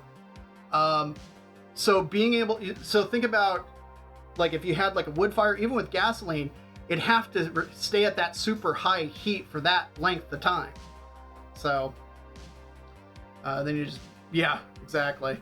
Personal slang, squick, kind of like ick. Oh, okay, gotcha. Like squeamish and ick. Haven't heard about Ask a Mortician. Got to go follow that channel real quick. Yeah, dude, Ask a Mortician. It's cool. Caitlin, Doty is her name. It's funny. Like, and there's some really interesting things in there. Like, it's one of those things that you'll end up binge watching her channel. Yeah, it's a trauma movie. I think it had Ron Jeremy. Yeah, I wouldn't be surprised. Ron Jeremy's cameoed in a number of trauma films.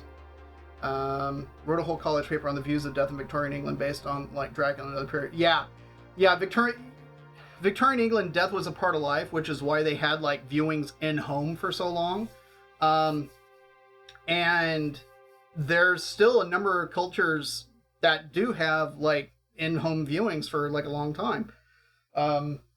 But you can do that here. It's just not something that people think about because it's like, ooh, dead, and they kind of freak out.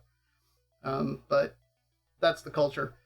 Don't want to accidentally cremate the tri-tip. No, we do not want to cremate the tri-tip. You need a super special casket capable of floating for a long time while the stuff inside of it is burned super hot, like 3 to 4 times hotter than your kitchen oven.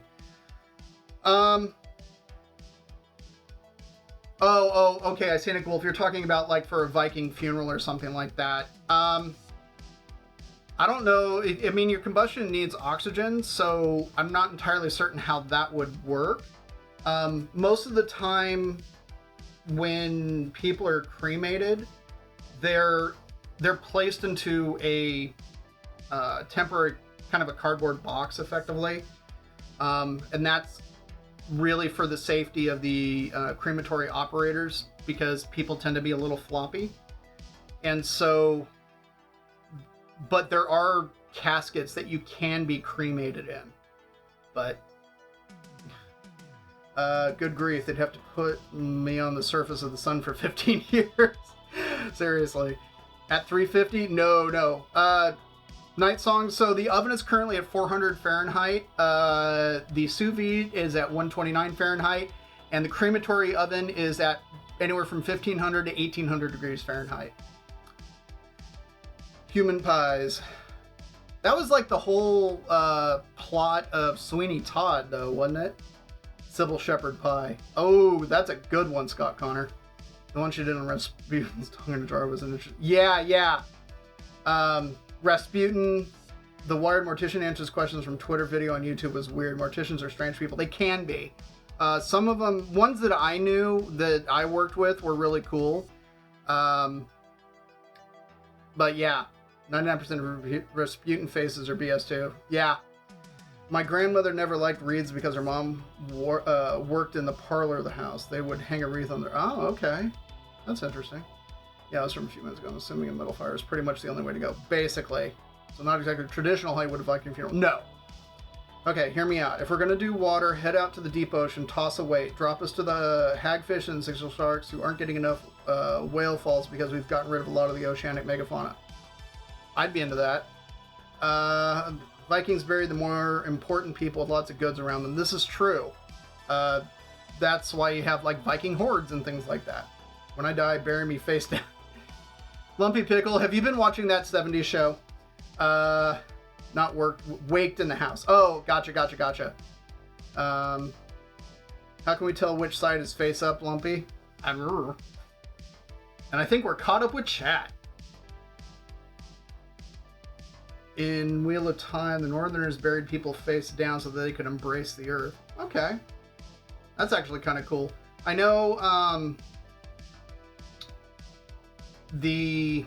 so at the place that I worked at, there was a number of, there was actually a fairly large section where a lot of Muslim folks were buried. And one of the things that I learned was that per their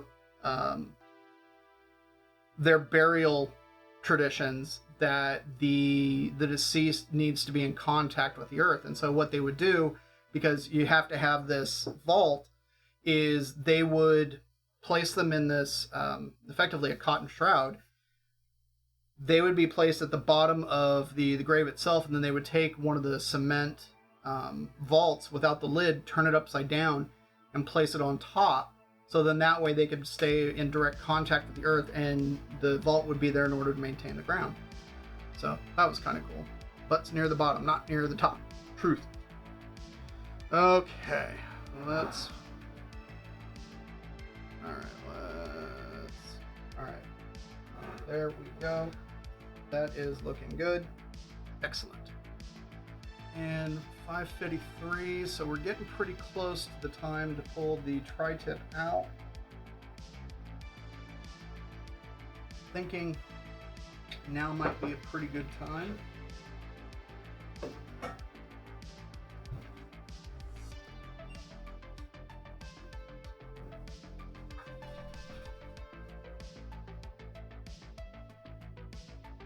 Hoping Mrs. Weso would be home by now.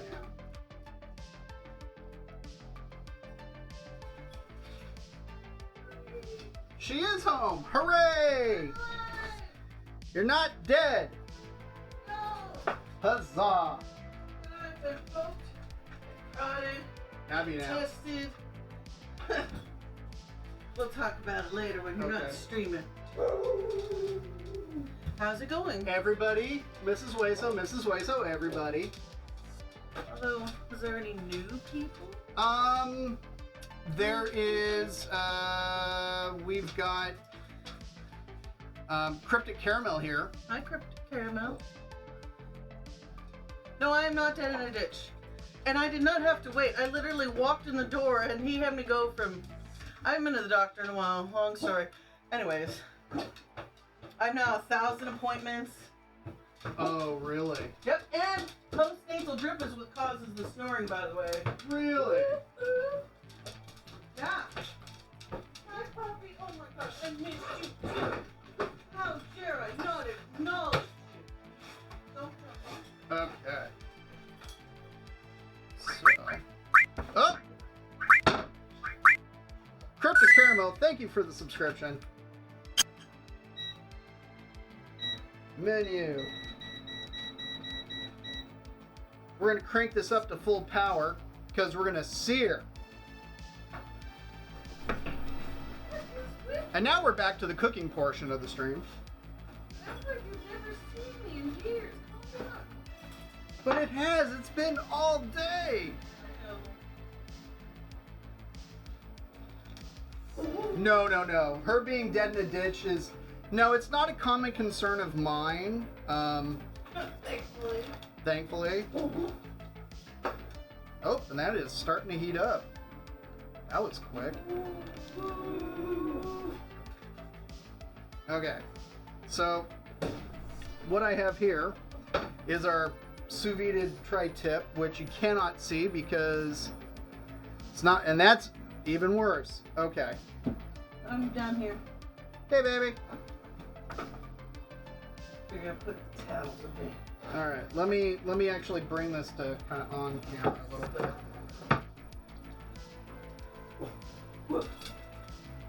So our tri-tip has been hanging out in the bag, and it looks all gray and blah and like a crime against humanity. And that is always how it goes until we get a sear on it. So let's see. Pan is currently rocking somewhere in the 300 range, so we'll wait a little bit longer because we want this to be ripping hot. And then we're gonna sear the tri-tip on both sides. And then that will be tri-tip. So in theory, let's see. I'm gonna put this away.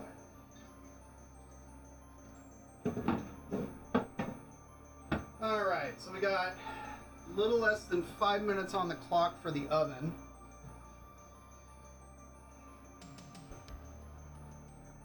So hopefully that will not coincide with me trying to sear this, because so I did this at 129 specifically with the idea of searing it and carryover, even though there's not going to be carryover from the sous vide because it's just going to stay at 129. It's not going to go any higher. Oh, I can see the color of the pan changing. That means it's heating up. I mean, it's on full power, so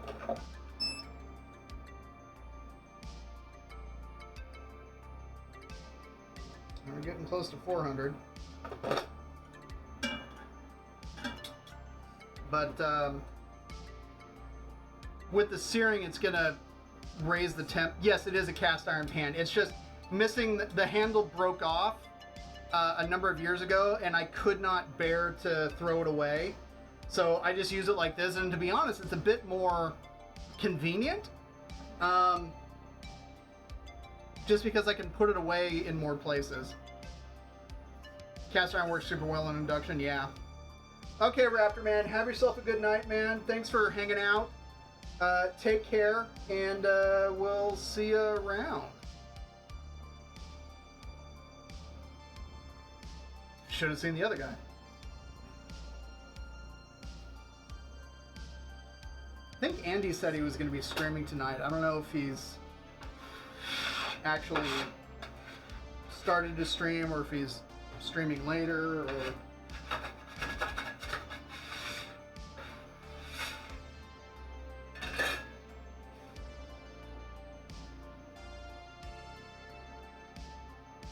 Usually when I heat this up on the actual like gas top, I usually wait until I start to see like little wisps of smoke from the pan. That's how I know I've got it like hot enough.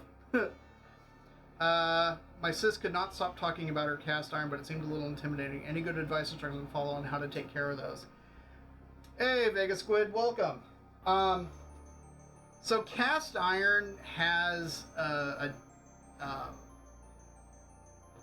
kind of a cult following, and there's a lot of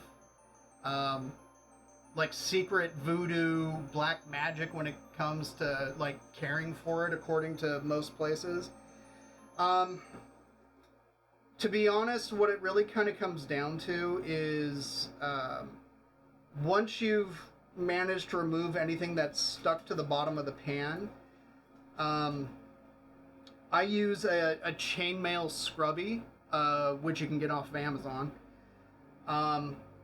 But then don't use soap, don't really use an abrasive pad, and then wipe it down with a little bit of oil, and you're usually good. Now, I've actually got a pan that I've been re-seasoning.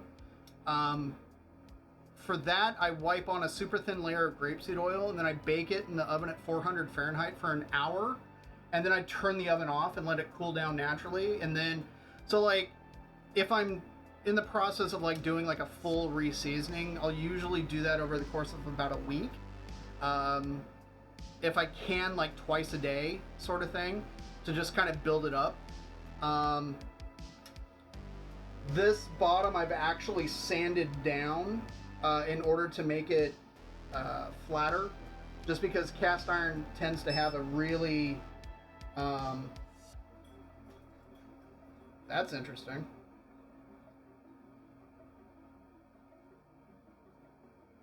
This is apparently cooled down to 200. I'm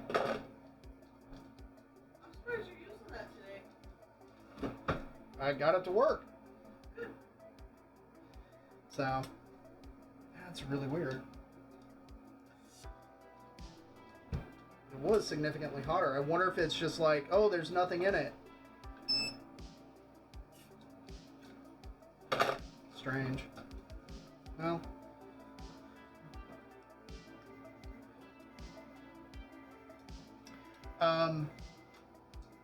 Check the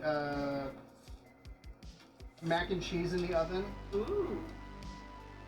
And then the carrot should be, they should both be ready to pull out. Okay. Oh yeah, see, this should be smoking right now.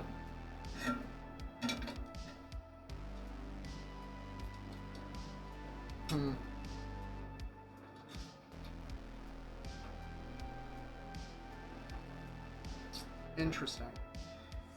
Looks good. Mac and, A little longer. yeah, a few more minutes, and go ahead and leave the carrots in for a little bit longer. Actually, pull the carrots out. Hang on. Okay, 6:03. We still got time. All right, I'm gonna turn this off and actually get out my little butane burner, just because I actually need to get this done. Get her done. Get her done. So yeah, Woo! there we go. And That then was beautiful. yeah, take off the top and pop it back in the oven. Oh, to get some color. There you go. And then I need the, actually no, wait, I got it. You know, I can use these. I wish they made girl version of these. This is pretty funny. Oh There yeah. you go, I love you. Thanks. I'm out. All right. Chainmail, but not abrasive. Yeah.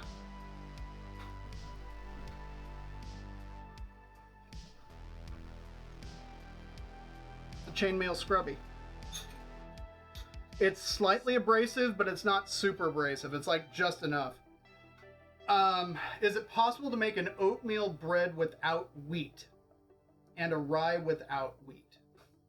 Could they be made with cassava flour? That is a great question, Night Songs. Whether or not they can actually be made with cassava flour, I can't say for certain. But we did talk about that Bob's Red Mill.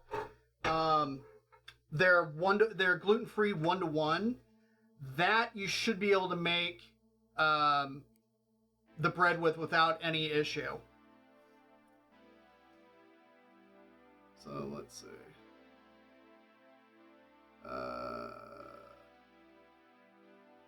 Yeah. Have a good one, Saucy. Sorry if I missed it and you're already gone. Cryptic Caramel, but yeah, back to the kind of the whole cast iron thing. To be honest, if you know what, if you mess up the precious seasoning or whatever, you can just re-season it. It's not that big of a deal. People make way bigger of a deal about it than it needs to be. Time for me to start cooking dinner too. Have a good stream. Icenic Wolf, have a good one, man. Thanks for being here. Take them to the Iron Maiden. Yeah, exactly. Excellent. Yeah, just mail. Makes sense.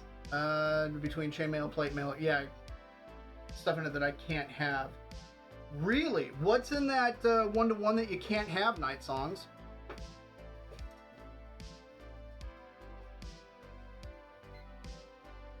I'm gonna do a 1-minute sear on each side of these. Actually, it's probably easier if I just...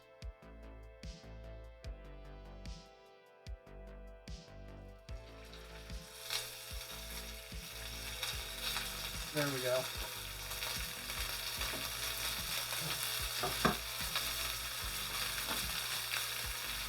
Let me look it up. Okay. Yeah. Cast iron, I mean, like I said, people, there's the whole culture around it. People freak out about the seasoning of cast iron, and they're so afraid of, oh no, if I mess it up, it's irreparable. You know, I'm like, are you kidding me? No, you just strip it down and restart it. It's not that big of a deal.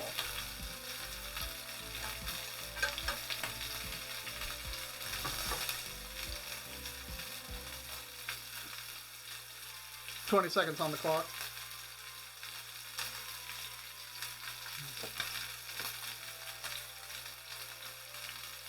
There we go. Now it's actually in frame.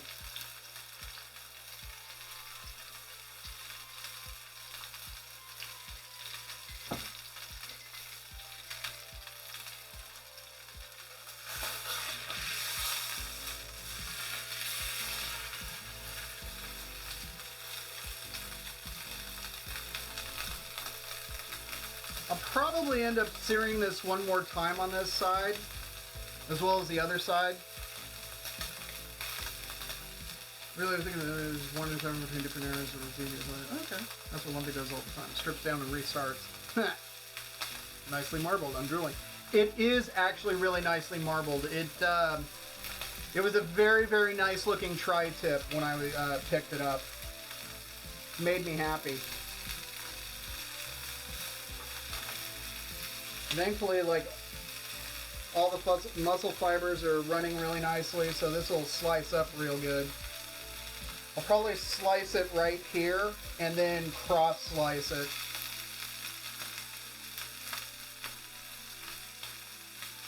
That's usually how I end up breaking down potato starch and xanthan gum.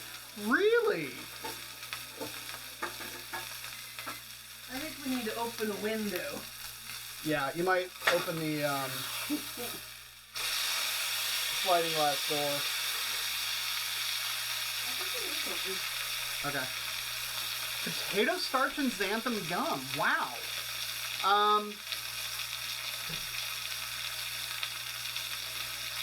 Yeah, you might be able to use cassava flour in a 1-to-1. I don't know for certain. Sweet rice flour, whole grain brown, potato starch, whole grain flour. Okay. But it's the potato starch and the xanthan gum that you can't have. Okay. Xanthan gum is in a lot of things. It's used as a thickener, and it's used a lot in like ice cream and stuff like that. It's a super common ingredient.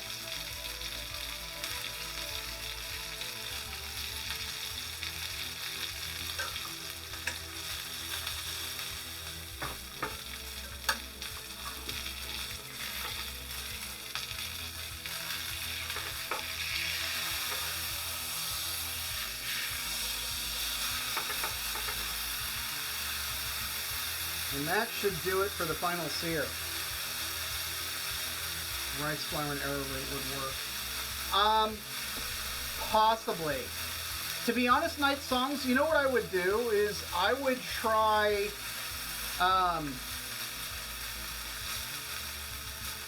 reaching out to Bob's Red Mill, like try emailing their customer service and be like, hey, do you have something, along the lines of the 1-to-1? Because, and just say, listen, I can't have this, this, and this. Do you have a product that I could use to make it? I would be really surprised if they didn't, get back to you about it. Road trip.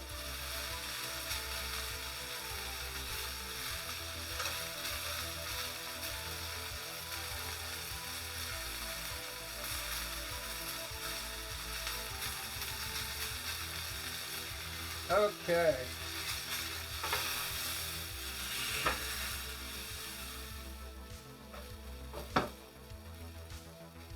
Turn that. Yeah, it's a little bit of a drive, but it's not too far away. You mean the burger place? Get rid of this.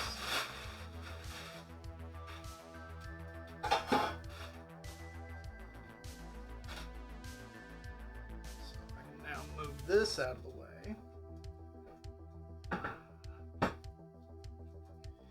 And that back. So I'm just going to let this chill for a few minutes.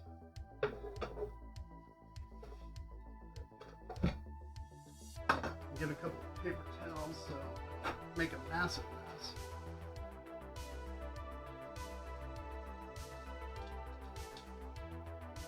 Still plenty of yummy juice in there, so that's good. Jane's like, oh, yes, please. So yeah, currently the only thing on here is the kombu salt, but we will finish it off with some of my butt glitter. We'll slice that up here.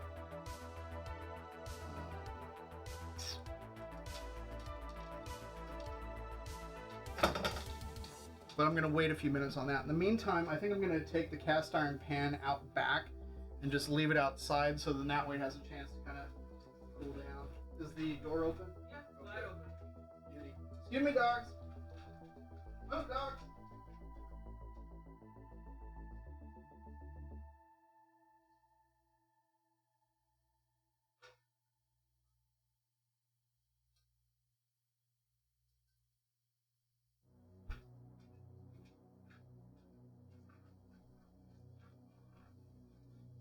Yeah, it's a wee bit smoky in here right now.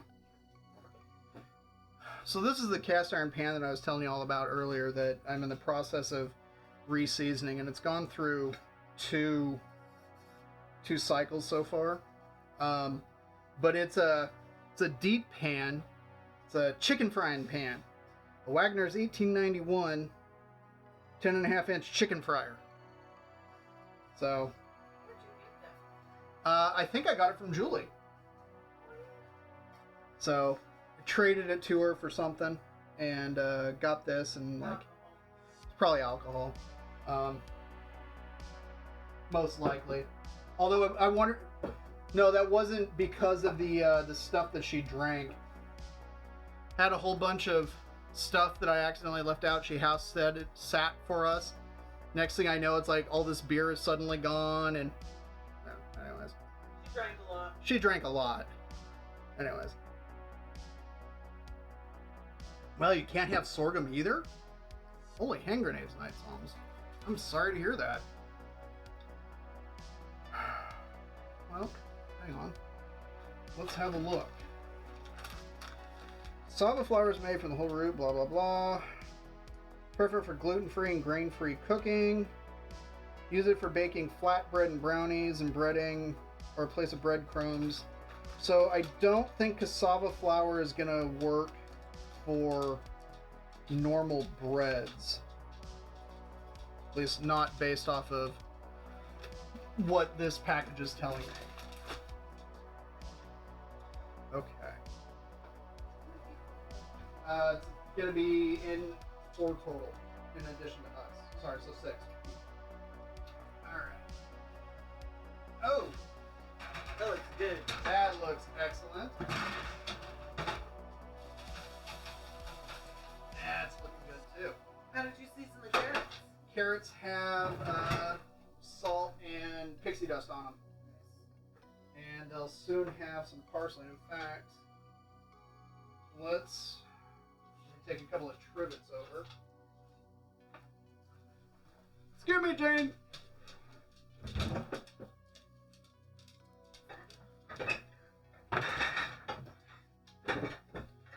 Let me move this guy. Beep beep.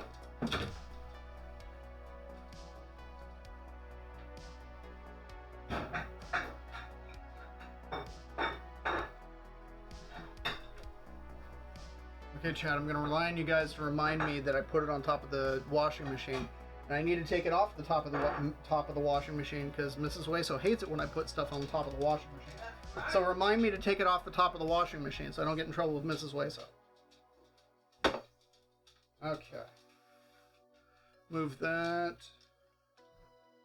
I'm not doing laundry, so you're good for a couple of days. Okay. Well, you're good till Saturday. I'm good till Saturday. Then it better be gone. Okay. Alright, I think...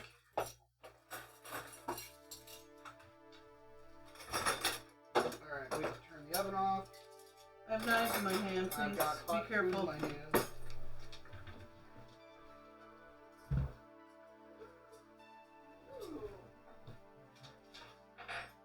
Motorcycle go brrr.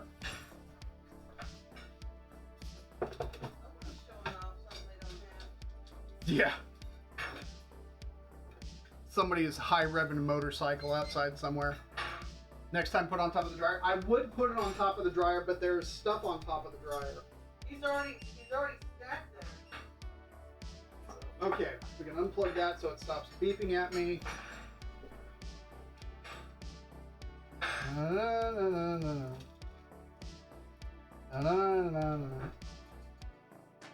You got your phone handy? Mine? Yeah. Because we need pictures. And I need to get the other pictures so I can post those pictures. I don't know if I got other pictures. I thought you got other pictures. I got one other picture. Okay, you got a picture. We talked about pictures. We did talk about pictures. So we got our roasted carrots. We got this mac and cheese. We got the tri-tip, which is hanging out. And we're going to slice into that in just a minute.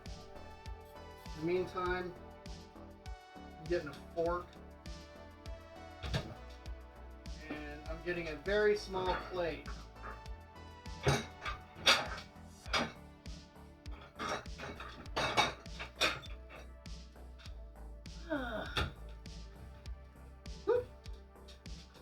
A very small plate.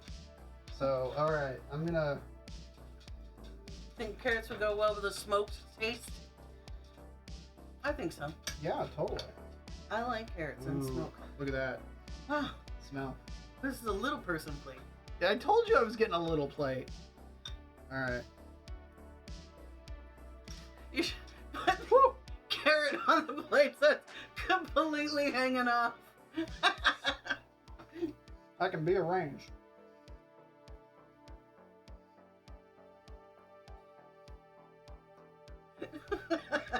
You crazy. I am. Alright, let's... What are you doing? Just the tip. Mmm.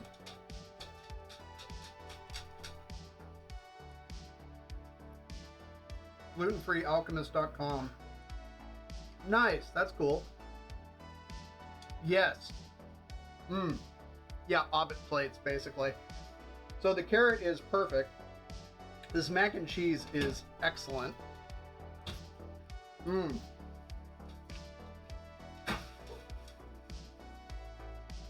The bits where the pasta got a little color are like a little crunchy, but then really nice and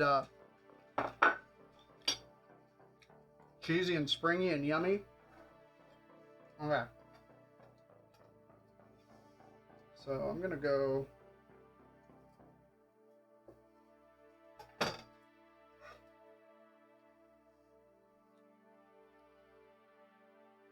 There's our meat money shot.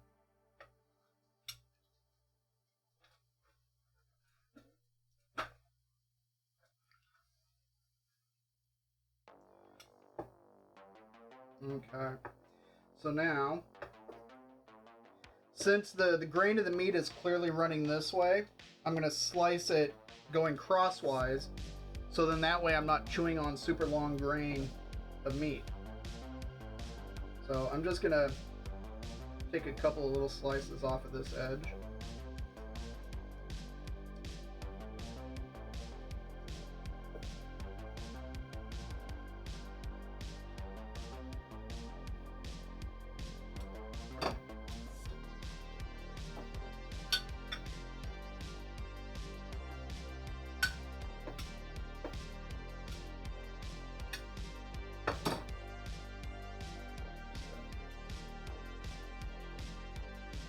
Lightest of dustings. Just the lightest. And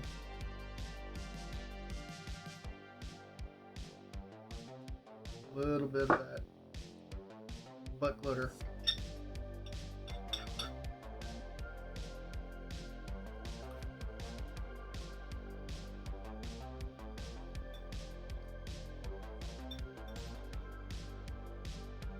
Like I know what I'm doing. Oh my gosh, that's good. Mmm. Mmm.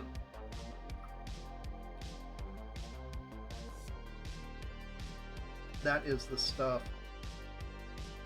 That is super, super good. So, when I go to have this all ready to go, I'll slice everything up and kind of fan it out, and then I'll hit it with a light dusting of the kombu salt, and then also the butt glitter, and then that way people can kind of dish up themselves. That's usually my MO when it comes to like people coming over, because our table's not that big, and so there's not really room to kind of put a bunch of food on the table and have like multiple people at the table. And so more often than not, I tell people to go into the kitchen to dish up. So part of me wonders if people are starting to show up. So anyways, everybody, thank you so much for coming today. I've had a good time. Hopefully all have had a good time too. We've had some fun conversations, I'd like to think. Let's see. Let's see if this actually works for me, because I'm kind of curious. Probably not. Who knows? Thank you, Lumpy Pickle. Yeah, it's been fun. And yeah, we get into all sorts of interesting conversations around here. I mean, I'll talk about just about anything. Yeah.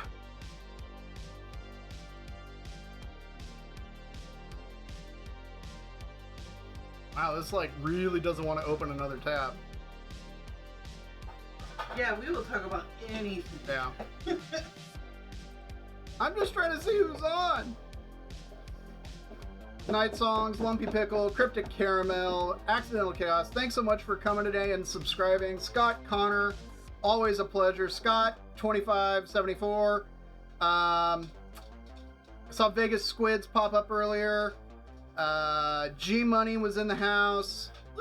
Isenic Wolf, Raptor Man. Everybody. I just want to know who else is on. Anyways. Alright, well, I'm probably just going to end it there, so then that way I can help like set the table and stuff like that before people roll in. Thanks so much, everybody, for coming today. Have yourself a wonderful evening. Just as a reminder, I'm not going to be streaming on Saturday just because my weekend's on the crazier side. But I will be back next Tuesday, and I am hoping next Saturday will be the mayo soup stream. That is my plan. Next Saturday, mayo soup. AKA my brunch with Unleash the Archers. It should be a really good time, and yeah. What? You're not making the entire menu for them. No, not the entire menu. Absolutely not. But yeah, mayo soup. We'll make the mayo soup. It will forever live on in infamy. So, at any rate, thanks so much, everybody. Have a wonderful night, and I will see y'all next Tuesday. Hello, boys and ghouls. DK's making a snack today. What's it gonna be? What's it gonna be? DK's making a snack today. Shove it right into your mouth. DK's making a snack today. What's it gonna be? Is he making it for me? DK's making a snack today. It's time for tactical snacking with DK.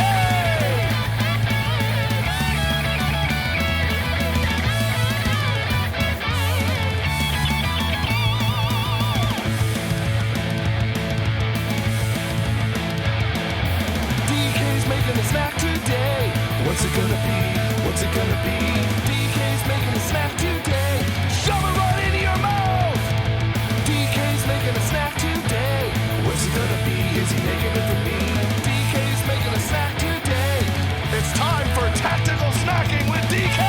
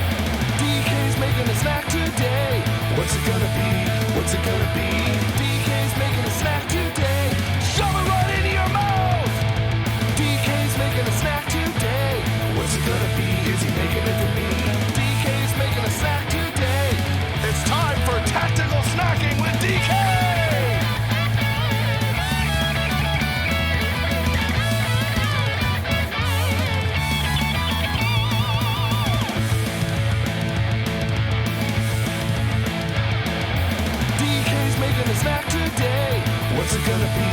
What's it gonna be? DK's making a snack today. Shove it right into your mouth. DK's making a snack today. What's it gonna be? Is he making it for me? DK's making a snack today. It's time for tactical snacking with DK.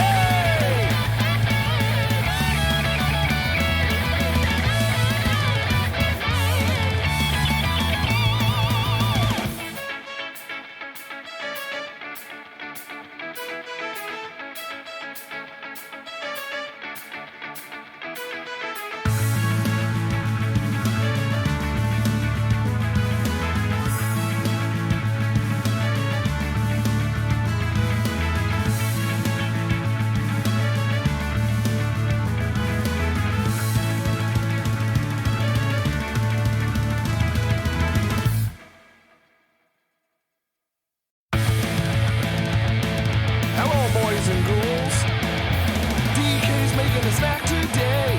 What's it gonna be? What's it gonna be?